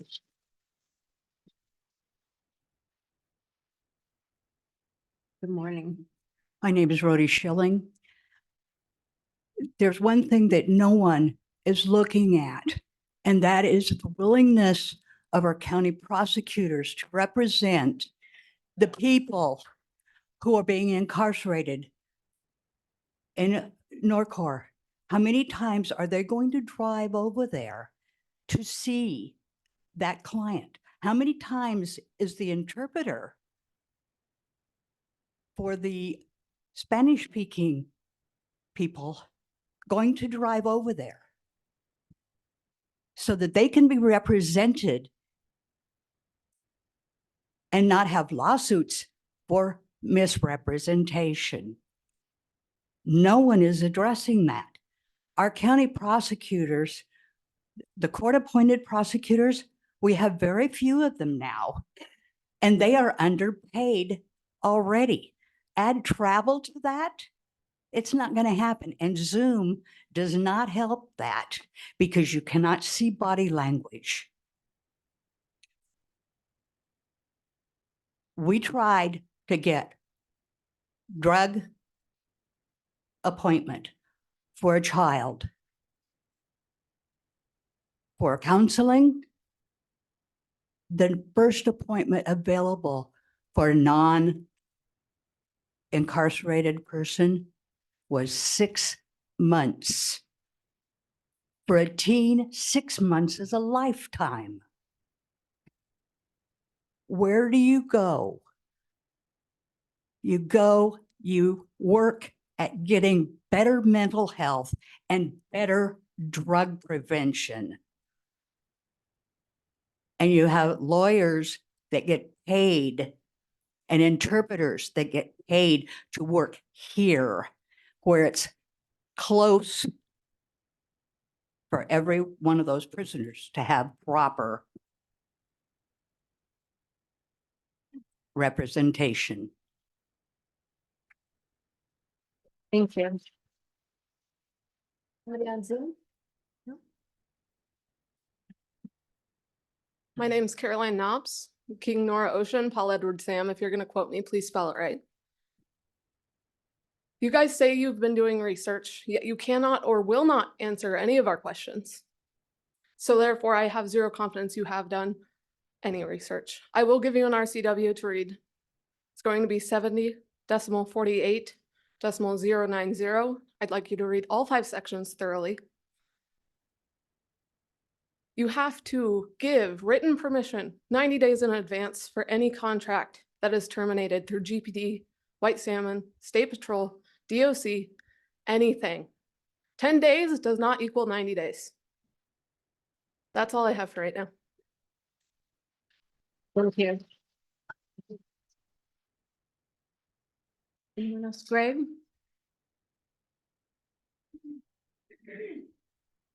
Greg Wagner. I believe the sheriff's department did their job. They didn't fail. It's the commissioners who fail in their job. From what the people say, you've never been there. You don't know anything that goes on. But yet you're going to pass judgment on these people and you're going to eliminate their jobs while you still have a job and you get to vote your own self, your salary increases. And these people will all be out of work.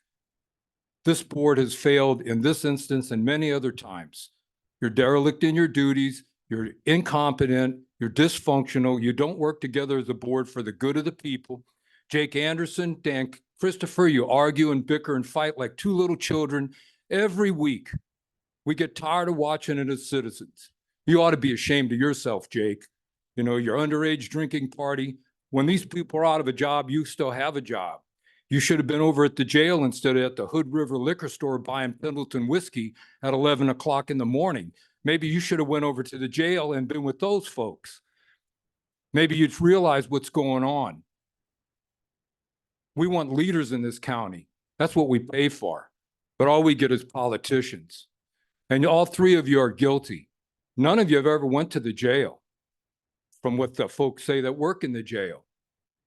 So you're passing judgment on people. You don't even know what you're talking about. But that's typical of this board. All these issues that come up, all you do is just get them done. Jake Anderson, we put out fires every week. You don't know what you're doing. We want proactive commissioners. We want leaders, not politicians. And what we got in you 3 is almost inactive commissioners. There's so many issues in the county, you won't even work a workshop. You can't get nothing done unless you work. These folks work 12 hours a day. You won't even, last month you worked 2.5 hours of workshops. Big deal. You don't get nothing done. And you get the consent agenda. You pass 1 item or 50 items with a motion and a second. You have no idea what you just passed because you don't read all the documentation. If you did, you'd never be able to go to sleep. Y'all are a failure. It's not the sheriff's department that failed. It's you 3. You're all guilty. Dan brought it to light, but you're all guilty. And the man's right. You ought to be ashamed of yourselves.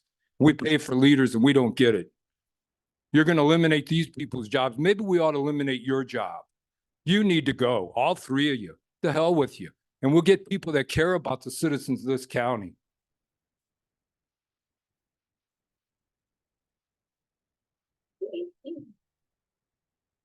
My name is Benjamin Lee. I'm a corrections deputy at the Klickitat County Jail.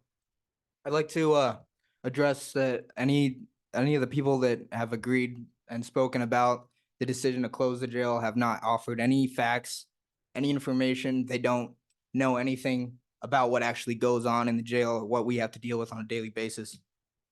As a corrections deputy, I often ask my superior officers as well as others who have served at the jail before me what piece of advice they could give me when interacting with inmates who reside there. The only thing they would, one thing they would always tell me was to remember that even though the inmates had all made mistakes, they're all still human beings and they deserve to be treated as such. They would also tell me that if I treated inmates with respect, they would most likely do the same for me. I've always strived to implement that mindset in every instance and interaction I have with the inmates at the jail. During my time as a corrections deputy, I have seen nothing but professionalism, integrity, and courage from my fellow deputies.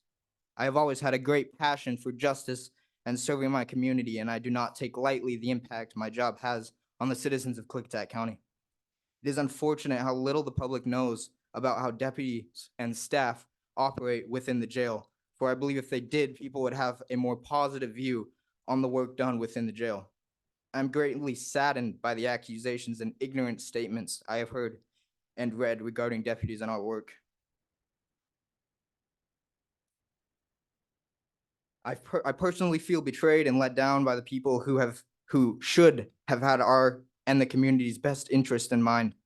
It is clear that the board did not take into account the impacts such a decision would have on the citizens of Klickitat County, the residents at the jail, and the employees of all the surrounding agencies and businesses that are involved and have contracts with the jail. In conclusion, I believe that the decision made was rash, illegal, and not thought out properly by any means. I believe in justice and truth wholeheartedly, and I believe that the truth will eventually prevail and that the people responsible for such injustice should and will be held accountable. Thank you.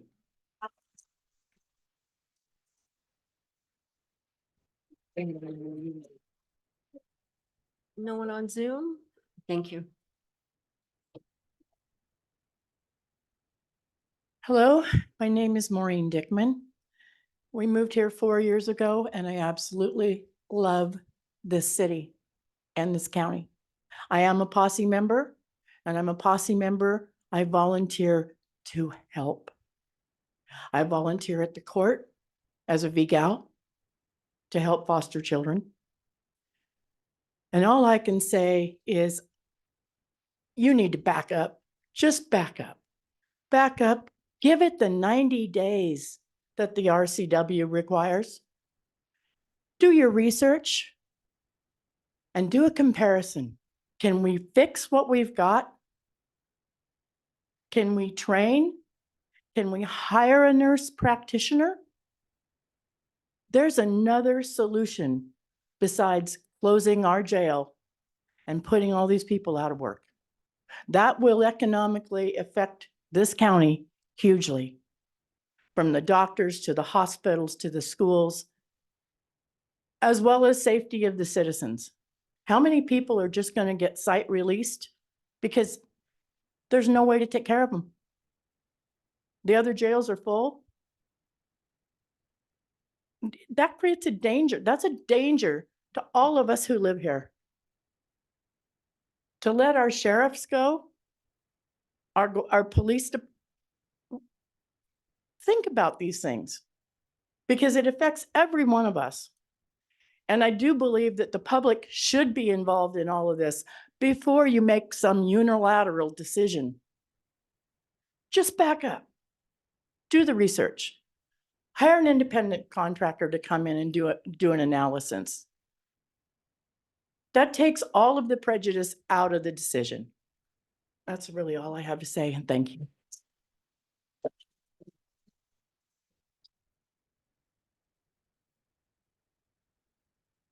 Anyone else? Oh, and just 1 second. I would like to remind anybody online that if you do want to speak, you need to raise your hand so that we can recognize you. So. Also, if you are downstairs and would like to speak, would you please come upstairs and we will try to have some people. I know we have a couple seats in here. Please come upstairs and get in line. And if you have already spoken and there's people waiting, would you please give up your seat so we can get some people in here? I don't know how many people are downstairs. Oh, go ahead. Vern Toll, Pete Toll is my evil twin. I'm search and rescue, not posse. I've had 30 years with search and rescue and 26 with the Coast Guard. What I want to comment on, previously, there was a woman making statements about the sheriff's department not knowing about the Nazis. That is an absolute lie. John Anderson knew right when they came into town. He sent information to the FBI. Information was also sent to the Jewish Anti-Defamation League. He recruited people to spy on him. We also knew where Ricky Cooper worked in Portland and where he stayed in Portland. He recruited me to spy on him because I told him I'd met one of my relatives in Los Angeles during the Olympics who was in the Dutch underground. So as far as telling lies about a sheriff's office, that's a bunch of bullshit because they knew everything about Ricky Cooper and who he was tied with. He was tied with Butler up in Hayden Lake. So I'm getting, oh, and by the way, John Anderson is no relation to you either. That's all I got to say. Thank you. I saw someone else. Oh, there you are. Go ahead.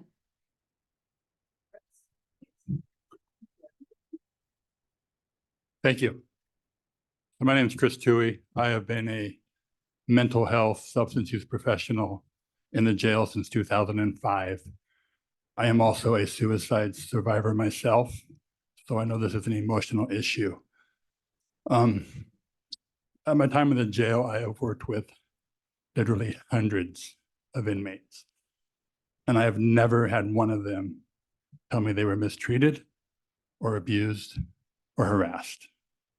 Most of them, in fact, have told me, this is the nicest jail I've ever been in. That's why I keep coming back. So unfortunately, some of them have been in there several times. I've been in jails all through the wards, all through the state, all through the Northwest. And they had nothing but flattering things to say about the CO. And this is going back to 2005. So I feel like I have some experience on this matter. And that's been through changes of leadership, changes through sheriff, changes through COs. That mantra that this is the best jail I've ever been in has never changed. Do they like the food? No. Are they happy they're in jail? No. It's jail, but they've never felt abused or mistreated. People die in jails all over. It's a tragedy. It's sad. People get sick in jail all over. It's sad. That doesn't change. But the idea that Klickitat County is abusing or mistreating people is just insane. I feel this decision was made in haste. This decision was made in emotion, and this decision was not well thought out. And it needs to be reconsidered. Decisions made in emotion rarely ever work out. Thank you. Thank you.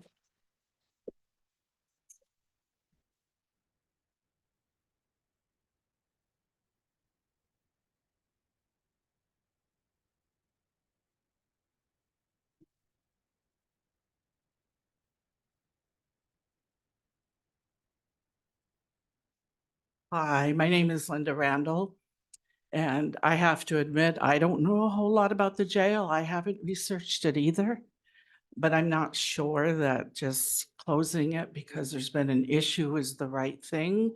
But one thing I wanted to say is I'm more concerned, well, I should say I'm more concerned. Another great concern of mine in this whole thing is that you guys don't work together. You're supposed to be a team. You don't always have to agree, but you have to work together.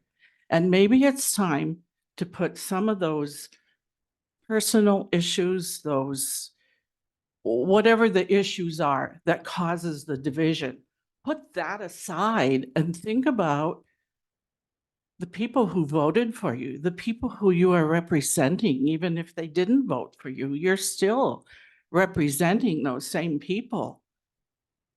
Goldendale and Klickitat County is and should be your concern, not your personal differences. It's just hard to know that this is happening. And until you can say, okay, that's done, that's over. We're going to start new as a team. You can start over and not argue, and not just because Lori brought this, Dan, you're going to say no, or Jake, or whatever. I'm not a real political person. I've never put a political sign in my yard. I could keep that secret because it's a personal thing. We don't have to tell who we're going to vote for. But here in public, I'm going to say, I voted for all three of you, and I'm disappointed that you can't work together. So for the good of your people, for your own personal good, I'm sure all of you have spent nights tossing and turning because you're upset that somebody said this or somebody did that. And by gum, I'm not going to go that way, no matter what it takes, because I'm right. You can't run a government in always being right. You need to work together. Thanks. Thank you, Linda. Thank you. Good to go. Yes. I'm Brandon Walter. Mr. Anderson, you say you don't usually make decisions without knowing all the facts. Also, you say you really care about the safety and welfare of our inmates, and is that really true? If that is so, why are you wanting to send them to Norcar, where there was just a corrections deputy arrested on allegations of misconduct and sexual abuse? That happened at Norcar. Also, are you aware of all the lawsuits that Norcor is in at the present time? Probably not.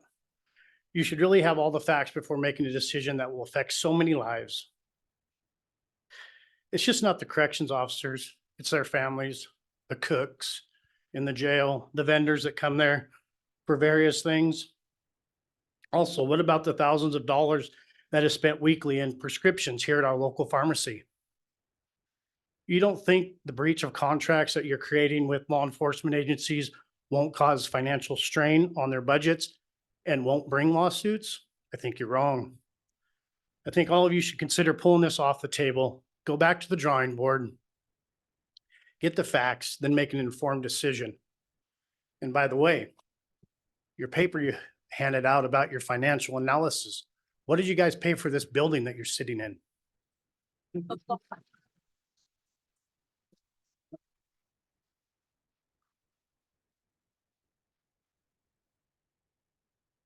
Anyone else? Oh, in the back of the room.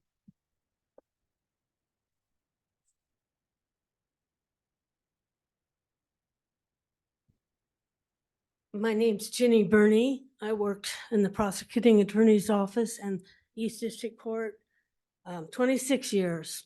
I saw a lot of court, I was the trial clerk, so I saw every trial and every criminal case that came to East District Court and took notes of it. I want to just, since I haven't really heard this aspect, it seems like the corrections officers are the focus here besides the financial. Everything is financial. Money talks. When I read the Goldendale Sentinel and I read that article about the Indian death in the jail, I knew this was just a lawsuit waiting to happen. And of course it is, isn't it? And so that's a big threat. I went with jail paperwork into the jail time and time again, many, many times, all the way back to the control room. I walked in the hallways. The corrections officer would tell me if I needed to stand aside, if there were some inmates that were in the hallway that were being moved. And I never, ever once felt unsafe, harmed. It was a place that I was very confident in being. I want to mention that seldom does the sheriff's office bring someone to the courtroom. What happens is every defendant, whether they have money or not, has attorneys that represent them. It would seem that this person that died in the jail environment, must have had an attorney. If, I don't know if the family or the person in jail couldn't continue to contact to that public defender or that attorney, but they're the ones that get things docketed. And so if that person, that legal representation said, this Jane Doe here and my client is suffering in on near-death situation, it could have been docketed and brought before the court. Maybe that person would have been moved or transported, or some kind of legal interaction would have happened to change that. You have lots of people involved in the legal system. And I'll tell you where it happens is in the courtroom. It happens when the attorneys talk to the judge and you get some kind of ruling. So just because there's a lawsuit doesn't mean it's going to prevail either. So just don't get too excited yet. Thank you. Thank you very much. No one on Zoom? No one else? Okay, Sean? Can you hear us, Sean? Yes, ma'am. There, oops. Can you hear me? Yes. All right. I had a prepared speech, but for the sake of all of the time, all I need to say is I agree and support all of the things that it's been said about the despicable actions of two of our commissioners. The lack of thorough research, investigation, and proper procedure is disgraceful. This is a rash and irresponsible decision. Those two commissioners do not want to properly do their jobs and protect our community and correctly address and fix the issues. No jail anywhere is without issues, and this solves nothing and has a huge potential for massive repercussions. I sincerely do feel horrible for the losses for the families that they've endured, but shutting down the jail will only cause many more issues than the ones we've had and more hurt and loss for our community. There's no justice in this, considering you haven't been in the jail. I have as a civilian. So you are wrong and uneducated about the jail. So I suggest that you really step back and really understand what goes on in that jail, and the full lack of support for our law enforcement and our community and all the families is absolutely disgusting. So I really sincerely hope that you decide to do your job and do it correctly, because you are seriously going to endanger a lot more people and cause a lot more problems than you can even possibly imagine. So how about you step up and make sure that the people that really need the help and the ones that are giving it get the recognition for the fact of how hard they work and the fact that they are doing their jobs. Thank you. Thank you.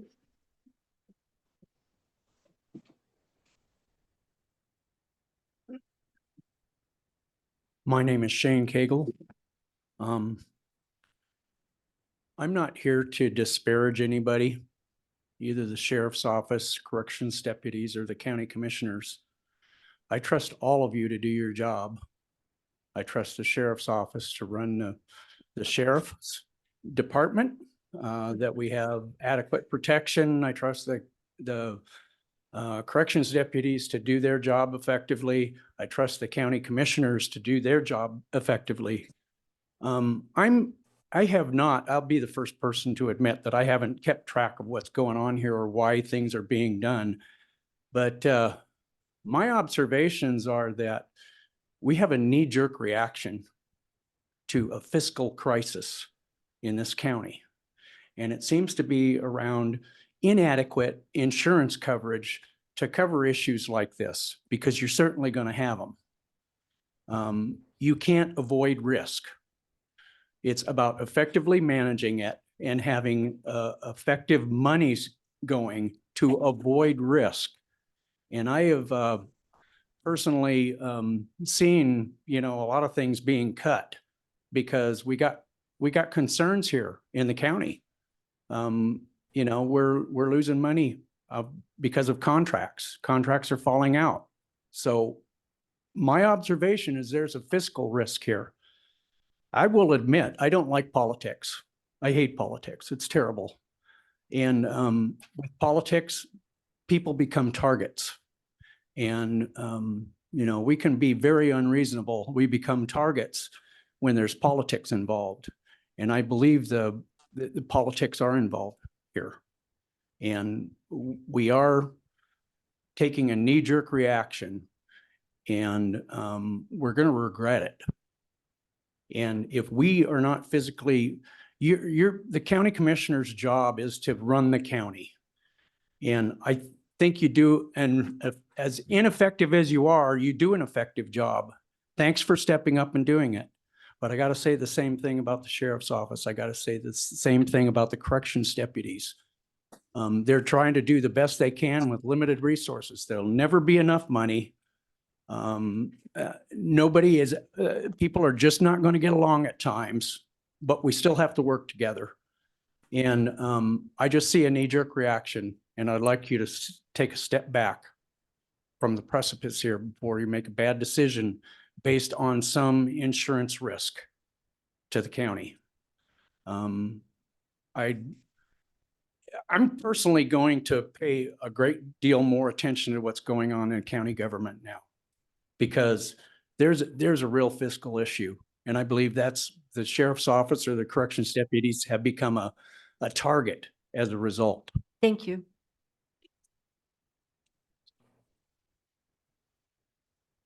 George, online. Hi, thanks for having me. So I wanted to just take a couple minutes out of my day, and I appreciate you guys having me. My main I tend not to be political and stay out of all the drama in the county, but being a correctional officer is something that I've experience with. I worked almost 4 years for the Klickitat County Jail as a correctional deputy. And I can say, I mean, a little bit about my background. I spent a lot of time I spent time overseas as an infantryman in the U.S. Army. And I did work as a private contractor after. And I can say, like, without a doubt, being a correctional deputy has been the hardest job that I've ever had. I think a lot of the times jails are treated as like, as a out of sight, out of mind type of thing. People are incarcerated with mental health issues. And during my time, 2019 to 2023, I saw a really high uptick on mental health issues that essentially landed people in jail. And, being a correctional deputy during that time is super, just emotionally draining, I'll be honest. So the reason why I wanted to come out here and comment is that, I've seen a lot of comments online and on the paper essentially highlighting in their opinion how underqualified the jail staff is, and quite frankly it makes my blood boil, because I work next to these men and women, and I've seen firsthand the level of commitment it takes to be a correctional officer. I think the focus should not be essentially on relocating the jail. I don't agree with the shutdown. I would say, as a facility that runs 24/7, it wouldn't hurt to take some time to, to reset. But I think the main focus should be on the jail's mental health, and I think that we should have a just medical staff available 24/7 to the jail, because quite frankly, that in my opinion was the biggest drawback in the county, was that we don't have medical staff available. And if people think that correctional deputies are unqualified to do these jobs, then maybe we should focus on that instead of, taking their jobs away. But I appreciate you guys having me. Thank you.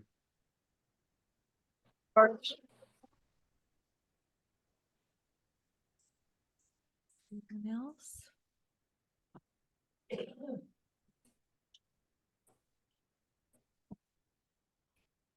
Good morning. My name is Jamie Jo, and I am a very, very small part of the local care facility that we have here in Klickitat County and in Goldendale in specific. I would really encourage you guys to take the time to come to our facilities and really create an environment of empathy for all of the community members that serve the people here in our community that struggle with addiction and behavioral health issues. I don't really know if you guys truly understand how large this issue is and this epidemic is in our local area. But I can assure you that the people that I work with, even though I am just a microscopic part of the environment to serve these people that truly need the help that they deserve, these people that we see that struggle the most in our lives every day, I hope you understand how much precedent they take in our hearts and emotionally, how much we care for these people. Many times that when you go home at the end of the day, you step away from your family and members and things like that because you are trying to still focus on how you could have helped somebody in the community more that day. And they are in your thoughts and in your prayers so often that it is wrenching to your soul and to your heart because we care about these beloved people so much who are struggling. And if there's just anything I can shed to light today, I hope that you guys can come together and take word from your community members and the people that really, really care and love for these people that we have no contact with outside of our workplace, but we love them so much. And that we can come together and try and find help for them and take matters of bigger standing to help these people rather than looking at minor issues that we can build and fix on. And I really appreciate your guys' time, and I hope you can look into that. Thank you.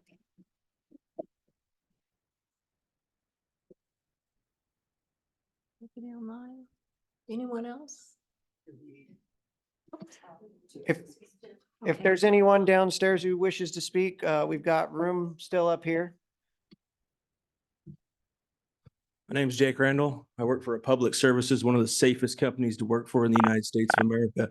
Do you guys know why that is the safest company to work for? Because when they have a fatality or a problem, they do an investigation and do the research to figure out how to fix the issue. What you are doing is sweeping the issue under the rug and getting away from it. Do your damn job and fix the issue. Don't sweep it underneath the rug.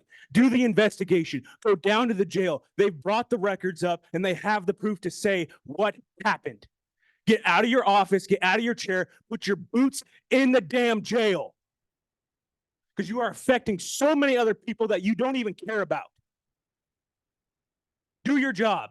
You are county commissioners. We pay for you to speak for us. We pay for you to represent us. Do your job. Thank you.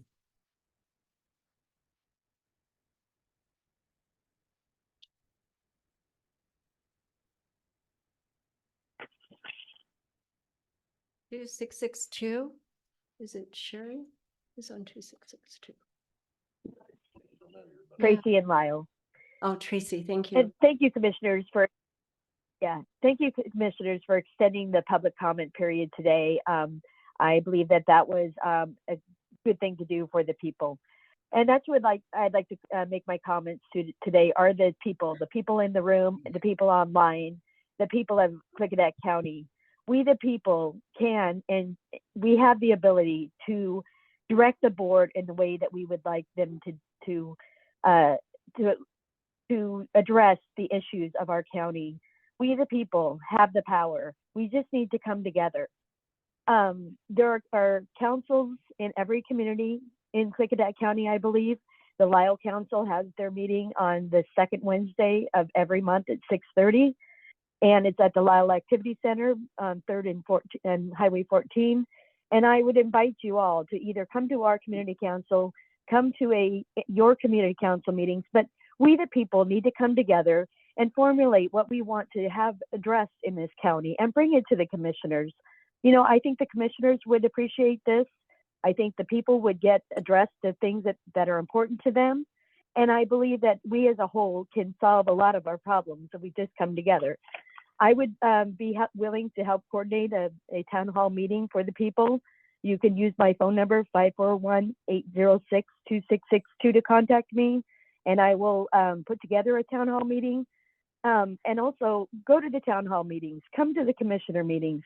The commissioner business meeting is every Tuesday at 9 a.m. is public comment. They have an agenda available online for anybody to look at before the meetings. And it's time to voice your opinion. Usually there's only 3 or 4 of us. It'd be great if there was 50.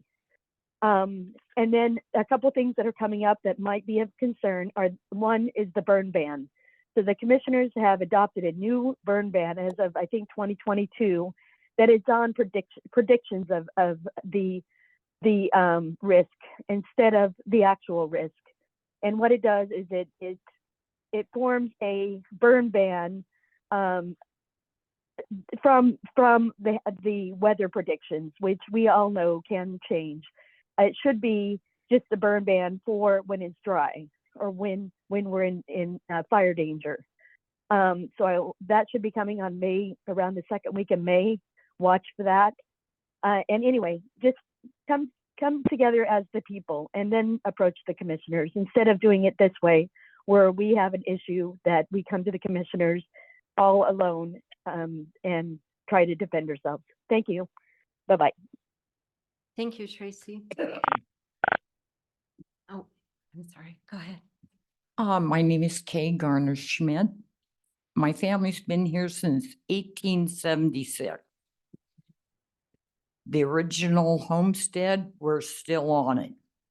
I wasn't going to say anything, but the more I sat here and listened, you two have a problem. Wasn't too sure about Mr. Christopher a few years ago. You're getting on my good side, so that's a plus right there. I feel what needs to be done, my personal opinion, is there needs to be more training with the staff downstairs. And what I mean by downstairs, I'm talking about the jail. I've been there once. I'm not going to tell you why, many, many years ago. But there does, and I know that costs money, but let's get away from the money issue. Let's get back to what the county is about, what the people are about. You're playing with people's lives, you two up there, whether you realize it or not. Maybe you guys should, and you too, Dan, should go down and work for a few hours or just go in there and sit. I'll tell you, the 12 hours I sat there back in 1976 sure taught me a good lesson, a big lesson. But maybe you should go down there and see what it's like, what they have to put up with. That's all I have to say. Thank you. Thank you.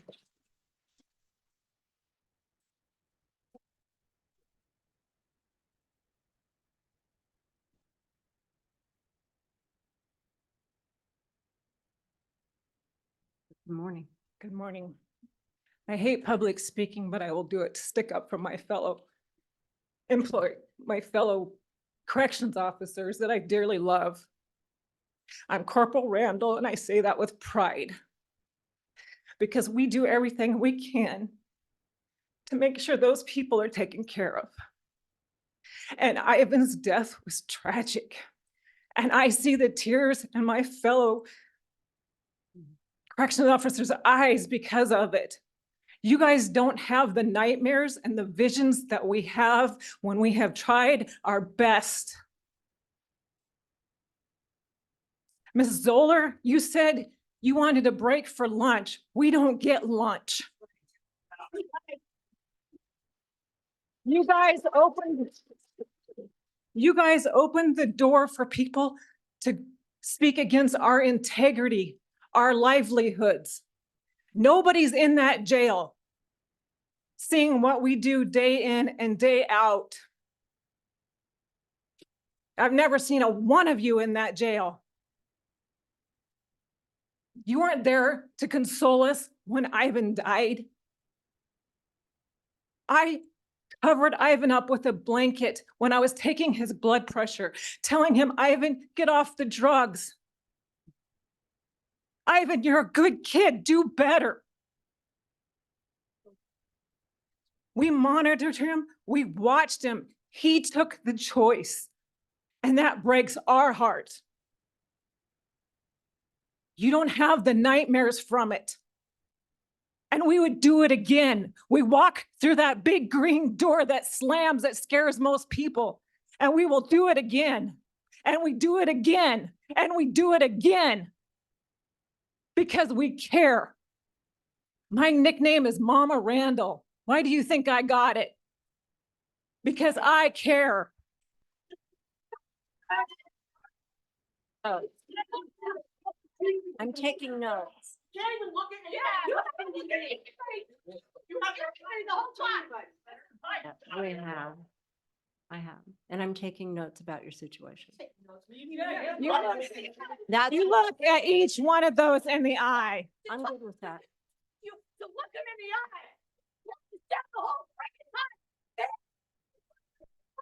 The whole time.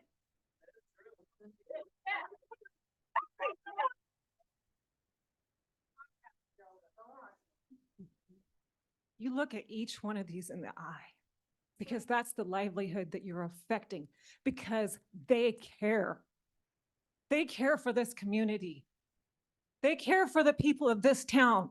I see people on the outside and they say, Mama Miranda, I'm doing good. We care. We would not let anybody on purpose have something happen to them. We do our best. We are bound by laws on things that we can do. There's processes and procedures that we have to follow, but we do our best. So to sit up there on your high horses and to want to take away our jobs and allow people in this community to put us down is wrong. Thank you.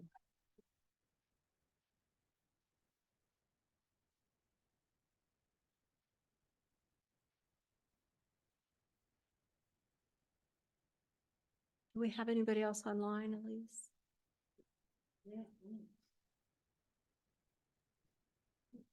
Thank you. Steve Randall, Klickitat County resident. I'll keep this short. I'm not a public speaker. Mrs. Zoller, Jacob Anderson, we're recording this. You can take your minutes later. Look at the people in the eye. Right. It's simple. Do your job, right? Look at people when they talk to you. Have a little respect, huh? So I'm not going to sit here and reiterate what however many people have spoke today in favor of keeping the jail. But one thing that is really clear here is you two have not done your job. Dan probably as well. You haven't investigated. You just made a decision last week to look at closing the jail. You haven't talked to nobody. Are you going to call these people liars? No, you haven't met with them. So the bottom line is here, and furthermore, Mr. Anderson, when you stand up for the Pledge of Allegiance, take your damn hat off. I didn't serve this country for you to wear your hat and be in an elected position that you are. Have some respect. Now, the bottom line, I'm going to paint you a picture. There's definitely a stench in the air here. There's a whole stench over this whole matter. And what it looks like to me, Mr. Anderson, Mrs. Zoller, you guys have wiped your butts before you sat down and shit on this matter. And that's why it stinks in here. Thank you.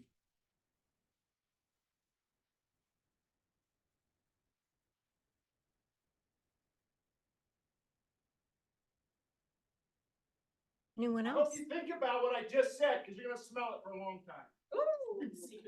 Anyone else in the room downstairs, in the back of the room? I'm sorry, Mrs. Spector. I got one more thing to say. We don't need to get rid of the jail. We need to get rid of you two. In the green shirt in the back, did you want to speak? Come forward, please. I was downstairs. Okay. Come up with me. So I'm Andrew Smith, Bruce Smith's son. I've only been in the county 4 years. I've dealt with this man, good times, bad times. He's even given me citations. I am a U.S. Navy sailor. I've been aboard small ships, big ships, 7,000 men. I've been in a lot of fist fights. Lots. So it doesn't matter what goes on in jail. I know lots of people here. I've delivered their kids around as a school bus driver. So I've been through 3 school systems. I've had up to 86 kids on board my bus. Could you handle that, Bob? So there's always problems. Everybody's got money issue problems. all these fine citizens here, we're all worried about the county. As an ex-bounty hunter, you release these prisoners in, I'll probably go back to bounty hunting and help out this man who's even given me citations. And I've handed citations out to my kids. They're called referrals, and I've done 25 of them in a day with so many kids. I understand we have issues. We've got money problems. We all have them. We both have and dealt with human lives. He deals with kids and adults. I've dealt with only kids, young adults, kindergartens. I've been threatened. I've been told I was going to be killed on a school bus. I've had kids swear and cuss at me worse than a sailor. So be careful. Bob. Good luck. Thank you.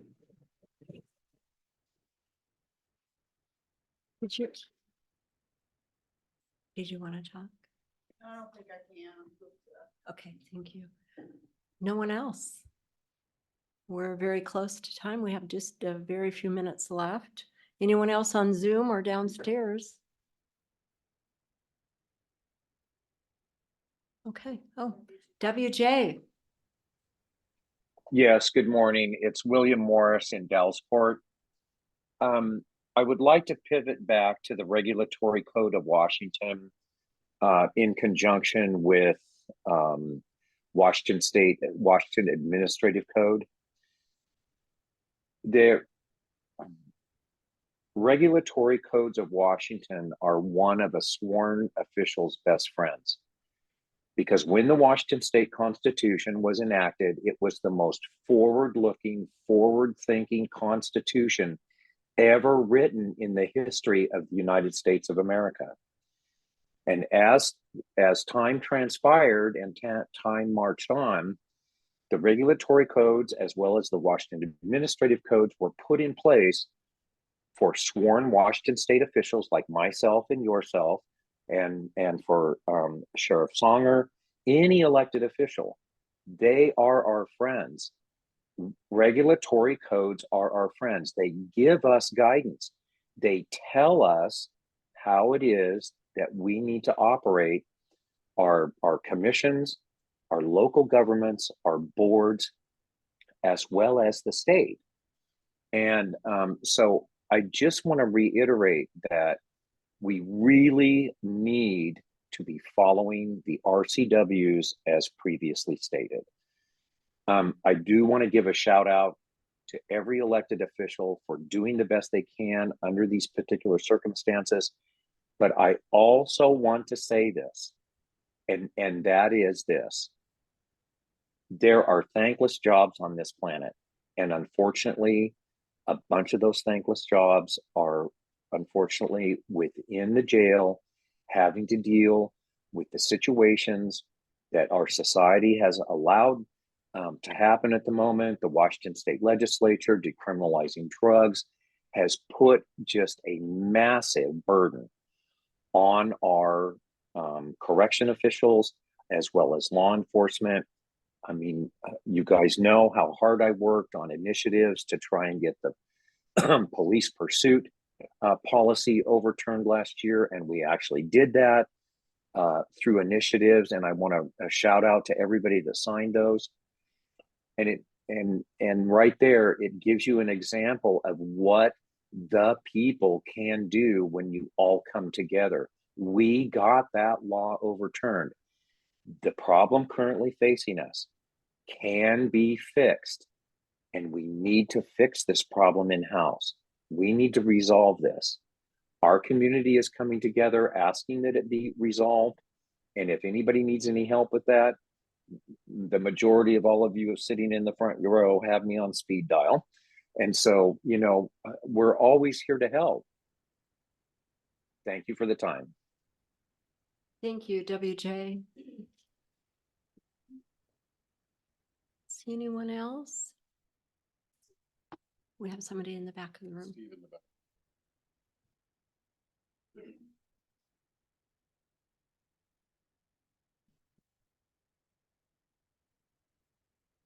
I'm Steve Shields, 27 years law enforcement. Have had direct and indirect contact with the jail since 1988 to 2015. I know Bob, just for frame of reference. Lauren, I think I've met twice, probably wouldn't know me if he fell over me. Jail, I think, was built, correct me if I'm wrong, 1984. How many deaths, so this is not a rhetorical question, how many deaths have occurred in that jail since 1984? Anyone? No. None? I can come up, Mr. Anderson, nothing? You might want to do that research. I can come up with 4. Not the one that current, but there's one that happened before, sheriff before. One that happened the sheriff before, even that one, which I actually investigated that one. And one before them. So I can come up with 4. And the jail's still there. I really think that, I'm not going to go on one side or the other, but I really think that we need to find out the root cause. I've been on many calls with medical people, and people have refused services, and medical people had to just walk away and let them be. It happens in the jail. Yeah, they've got rights. I've also seen medical staff and jail staff also sit with a person to the point of where they couldn't make a coherent decision and then get them to medical help. So I'm not here to, there's always been enough finger pointing and accusations and going on here, but I think stepping back, just like, and if anybody's here as a doctor, I'm not here to get after them, but it seems like you go to a doctor, they want to throw a pill at you. But what actually is the root cause of the problem? And I think instead of throwing the baby out with the bathwater here, I think we need to look at if there is a root cause, what it is.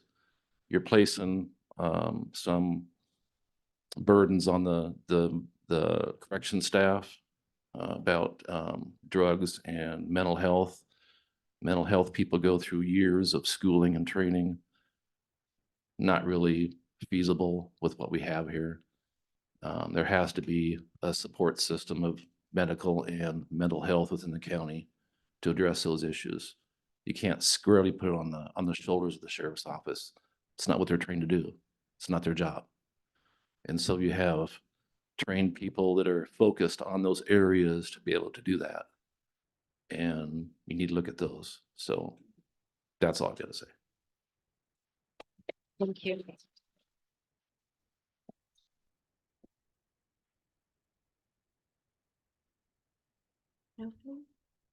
Oh, one more.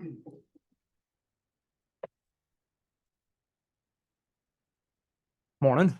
Good morning. My name is Emmett Vincent. I'm a corrections deputy down over at the jail. I don't have too much to say for you that you haven't said before or haven't heard before, but I urge you on a personal level to go down there.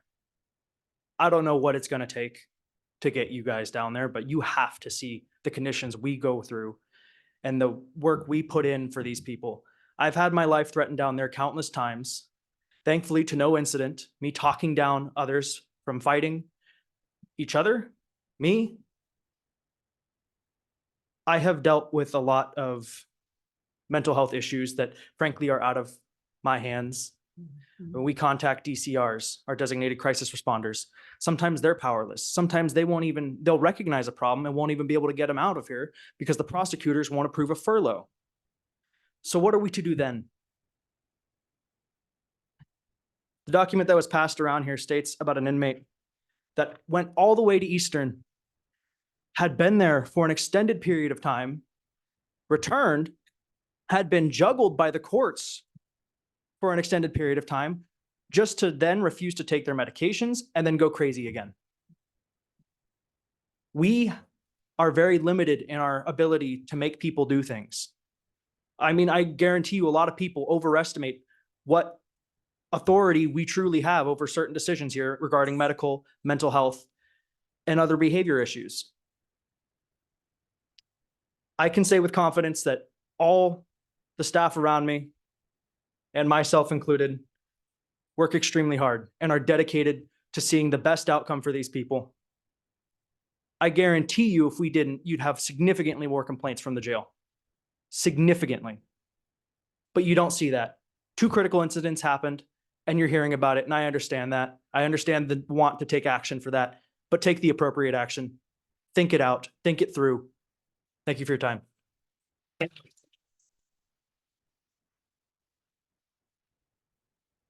We're getting close to time.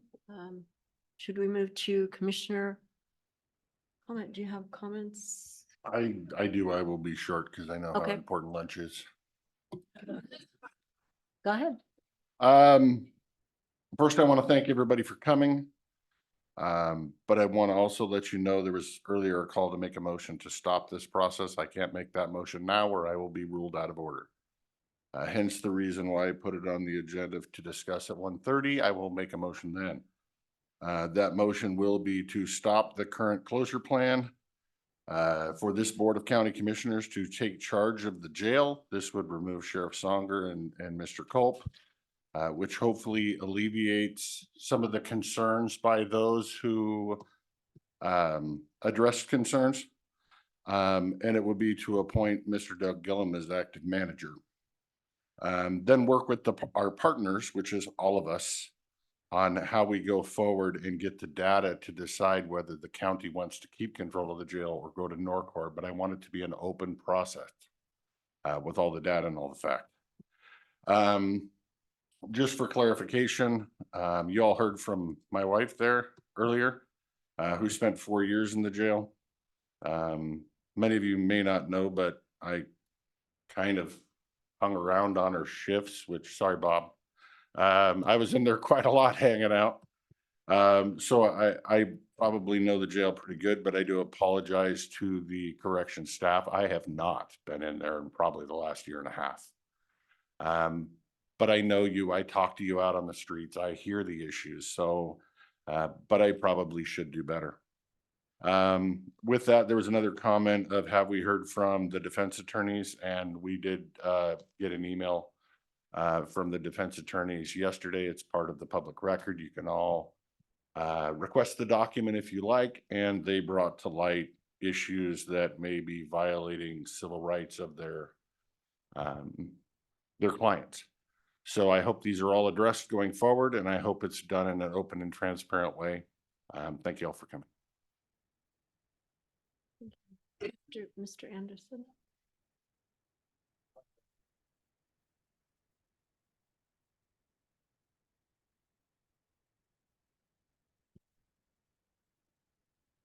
Thank you, Madam Chairwoman, and thank you everyone for coming. As I said during my open statement, I take everything you say very seriously. I take it into consideration, all the emails I receive and all the comments I've been getting. I take it very, very seriously. My hand hurts from typing so many notes from the things that people have said today. We have to talk about process, and I hate it because process is so boring. The motion that was made on Friday was to allow staff to continue working.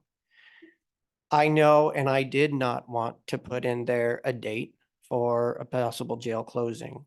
But in order for the conversations to be had with the union, that needed to be in there. You will see that there is no resolution that was added to the agenda for this afternoon to close the jail. All those discussions are ongoing. I would direct everyone to go back and read or watch the afternoon from the 26th, where we had a discussion on the jail. And in that meeting, I said very clearly, we need to build a big tent. We need to look at this holistically. I feel for every one of you who work in the jail. I feel for every day you spend down there, because it's not what we always thought of as a jail. It's a mental health institution where the people that are running it don't have the experience and the necessary background, as it was brought up, to be mental health professionals, and you're all doing your best. And I thank you for all your time and effort doing that. When I talk about how we need to structurally change how we look at corrections and the correctional system in the county, I mean that from the bottom of my heart. I see the breakdowns. We had to stand up crisis services for behavioral mental health in 30 days 2 years ago. We've spent the time, and it was been discussed earlier about DCRs coming into the jail. Our behavioral health program is trying to work with the jail, and the jail has been working with the behavioral health program. We are hoping to stand up outpatient services for behavioral health by July 1, and we are pushing for that. We are trying to take every action so that the world is changing around us. And we see, based on the changes of the law, the changes of the drugs, the changes of everything that's happening, we have to be nimble and we have to adjust to it. We, as the board of three, have to take into consideration the financial cost to the county. And I just tried to briefly highlight what we're dealing with up here. And these are not issues for today. I'm not looking at today. I'm looking at 5 years from now. I'm looking at the direction that the county is going financially and the options that we're going, and more importantly, the terrible measures that will likely be coming over the long term unless we find extra revenue in order to meet with this. We work with the state and we sue the state trying to get more funds for our correctional system. This isn't just the jail. It's not just the deputies. It's not just the court services. This is everything that we have to work together on as a community. You have noticed that I have not directed any animosity or issues about any individuals. I have not talked about the corrections deputies themselves and the work that they do. I'm trying to look at this from a position that we have to look at this from 60,000 feet. I have taken a tour of the jail. I've seen the storage cabinets and everything. It's been a while. Sorry, we're all so busy doing all the rest of the things that the county does. I'd be happy to come and take another tour of the jail. It has been multiple years. I will be honest with that. Again, these decisions should not be made in a vacuum. They should not be made lightly. These decisions need to be thoroughly discussed. Everything that I said on the 26th, I stand by today. A lot of what you saw in that motion is part of that process so that we can look at all the available options. We have not voted to close the jail. I have a question. Sorry. Say you're too busy. My name is Hannah. Say you're too busy. You're trying to do all of these things for the county. They work 24/7, going on a night shift. Go see what they deal with at 2 in the morning. Go see what they deal with at 10 o'clock at night. You try to put somebody in a lockdown. You try to do all of this. You're too busy? Hell, so am I. But I still make time to take care and bring food to all of my CO staff. And it's not even my job. I'm a wife of a CO. These people don't get breaks. They don't get lunches. You want a break for lunch? Go work. As I was saying, we take this very seriously, as I stated with the opening comment. We are not there yet. We are still working through this process. I will tell you that the financial headwinds that the county is facing will impact every person in this room. Hannah's, you are worried for your job and the impacts to the 911 system. Take a look at the cost of the 911 system that we don't have revenues for. We have not made any cuts to 911. We actually, excuse me, we have not made any cuts to the 911 system. We actually increased the pay for the 911 operators. We created more positions because there was an issue with the 911 system that cost the county a lot of money. We have to realize that, as I said earlier, the $2.5 million that the jail will cost is 1/2 of all of the money that we bring in property tax a year. The sheriff's department alone last year cost more money than all of the revenues of the county. It was brought up earlier that I didn't bring up in my comments about finances, because that's the last thing I want to talk about when we're talking about people's jobs and lives is finances. It's the last thing I want to discuss. It's the only thing I'm allowed to discuss in this situation, but it's the very last thing, because each one of you who works for the county I know your dedication. No one in their right mind would want to work in a jail. It is one of the most difficult jobs that we can imagine. No one would want to work in 911. As you said, it's like a war zone. As Officer Zendaya said, it's harder than being at war. I take everything that you say very seriously. I do not make rash judgments, as I stated. We are in the process, and I do hope to have conversations again very shortly with the sheriff and his staff and everyone else involved. About time.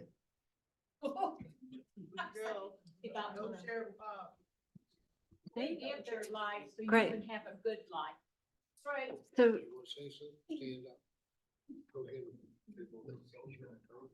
just to make it very clear how I feel about your jobs and your lives and your personal lives and what this affects.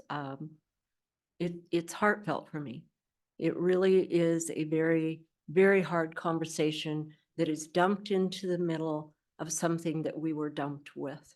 The county commissioners don't seek out to be involved in these kind of processes. I have many other things I'd rather be doing. Daycare that people ask for all the time, the airport board that I'm on, 12 other boards that I'm on. This has consumed our lives as a county and as a commissioner. Being charged with being the lead with this process, just to get information so we do have things to work on. There's a misconception here that somehow a decision has been made. All we did was pass a document with an intent, which leaves us the door open that we can work on this. Without that legal document, without that process, we can't move forward. We can't work with partners. We can't create situations where we investigate things. So it's a process for us. And we're nowhere near even starting that process. And I want you to know that I took notes today about things that were concerns for people. And I want to tell you where we are in the process and what we have worked on and what we've created staff team who's given up their work in human resources, who's given up their work in other departments to help be on that staff, to look at all the issues, communicate with people, bring it all back so we can put it in a package to bring it back to this board so we can have a informed discussion. And so starting with people's personal lives, jobs, and human resources, consultations with the unions, transports, impacts to the courts and judges, consultation with other law enforcement agencies in Washington, Oregon, and federal, inmate health care and legal representation in the jail, mental health. And I have pages more, but I didn't want to just take them here and type it and use up the time for everyone. But those are just a few of the things that we are touching on. We're bringing in that documentation from human resources. We're bringing in ideas and help from the unions of what can we do in a situation if the worst thing happened. How do we affect transports? Where does that leave? We very well know if we send a deputy across the river, that leaves less people on the road. And we know there's a lack of staff. We know that, and we're working through those things and putting them on lists of if the worst thing came to bear, how would we ever handle that? What would we look at to say, how does that work? And I want you to know, as far as a review and an investigation, Human Resources did talk to Bob, and there was a request for a review, and they have agreed that that review can happen. So that will happen in the future. That was done with Bob and Carmen, I believe. Yesterday. Yes. And that's when that's how that coordination all went to work to do that. I got another question real quick. To the microphone.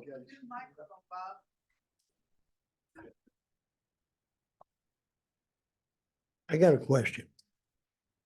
Did I just get blindsided again No, you did not. at 1:30?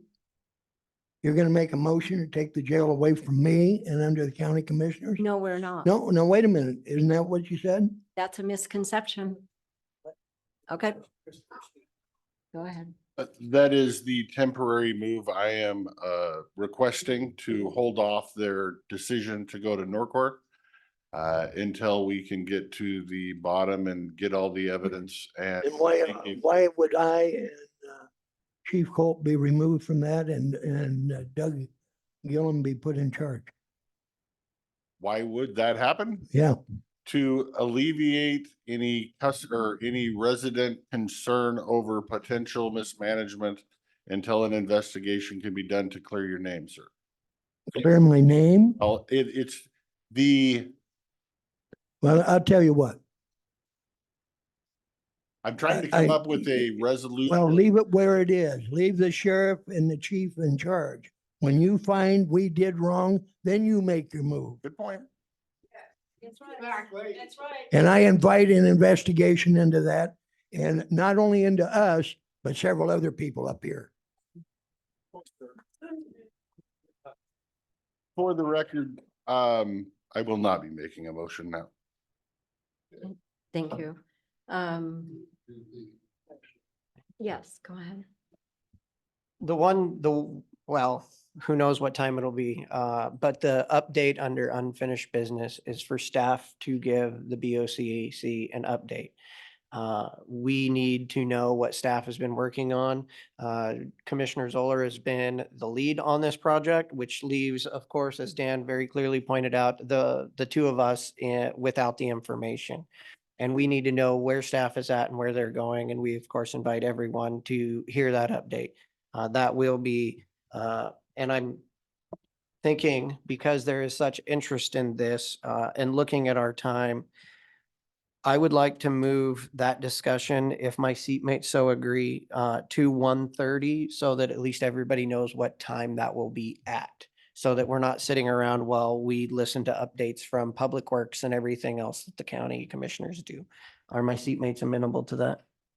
Mr. Christopher? I have no problem. Okay. Madam Chair, I would make a motion to amend the business agenda to move the jail update from staff to 1:30 PM under unfinished business, noting that we will continue at 1 o'clock with our public meeting for the boundary lines. I will second the motion. Motion and a second. Any discussion? Hearing none. All those in favor? All right. Aye.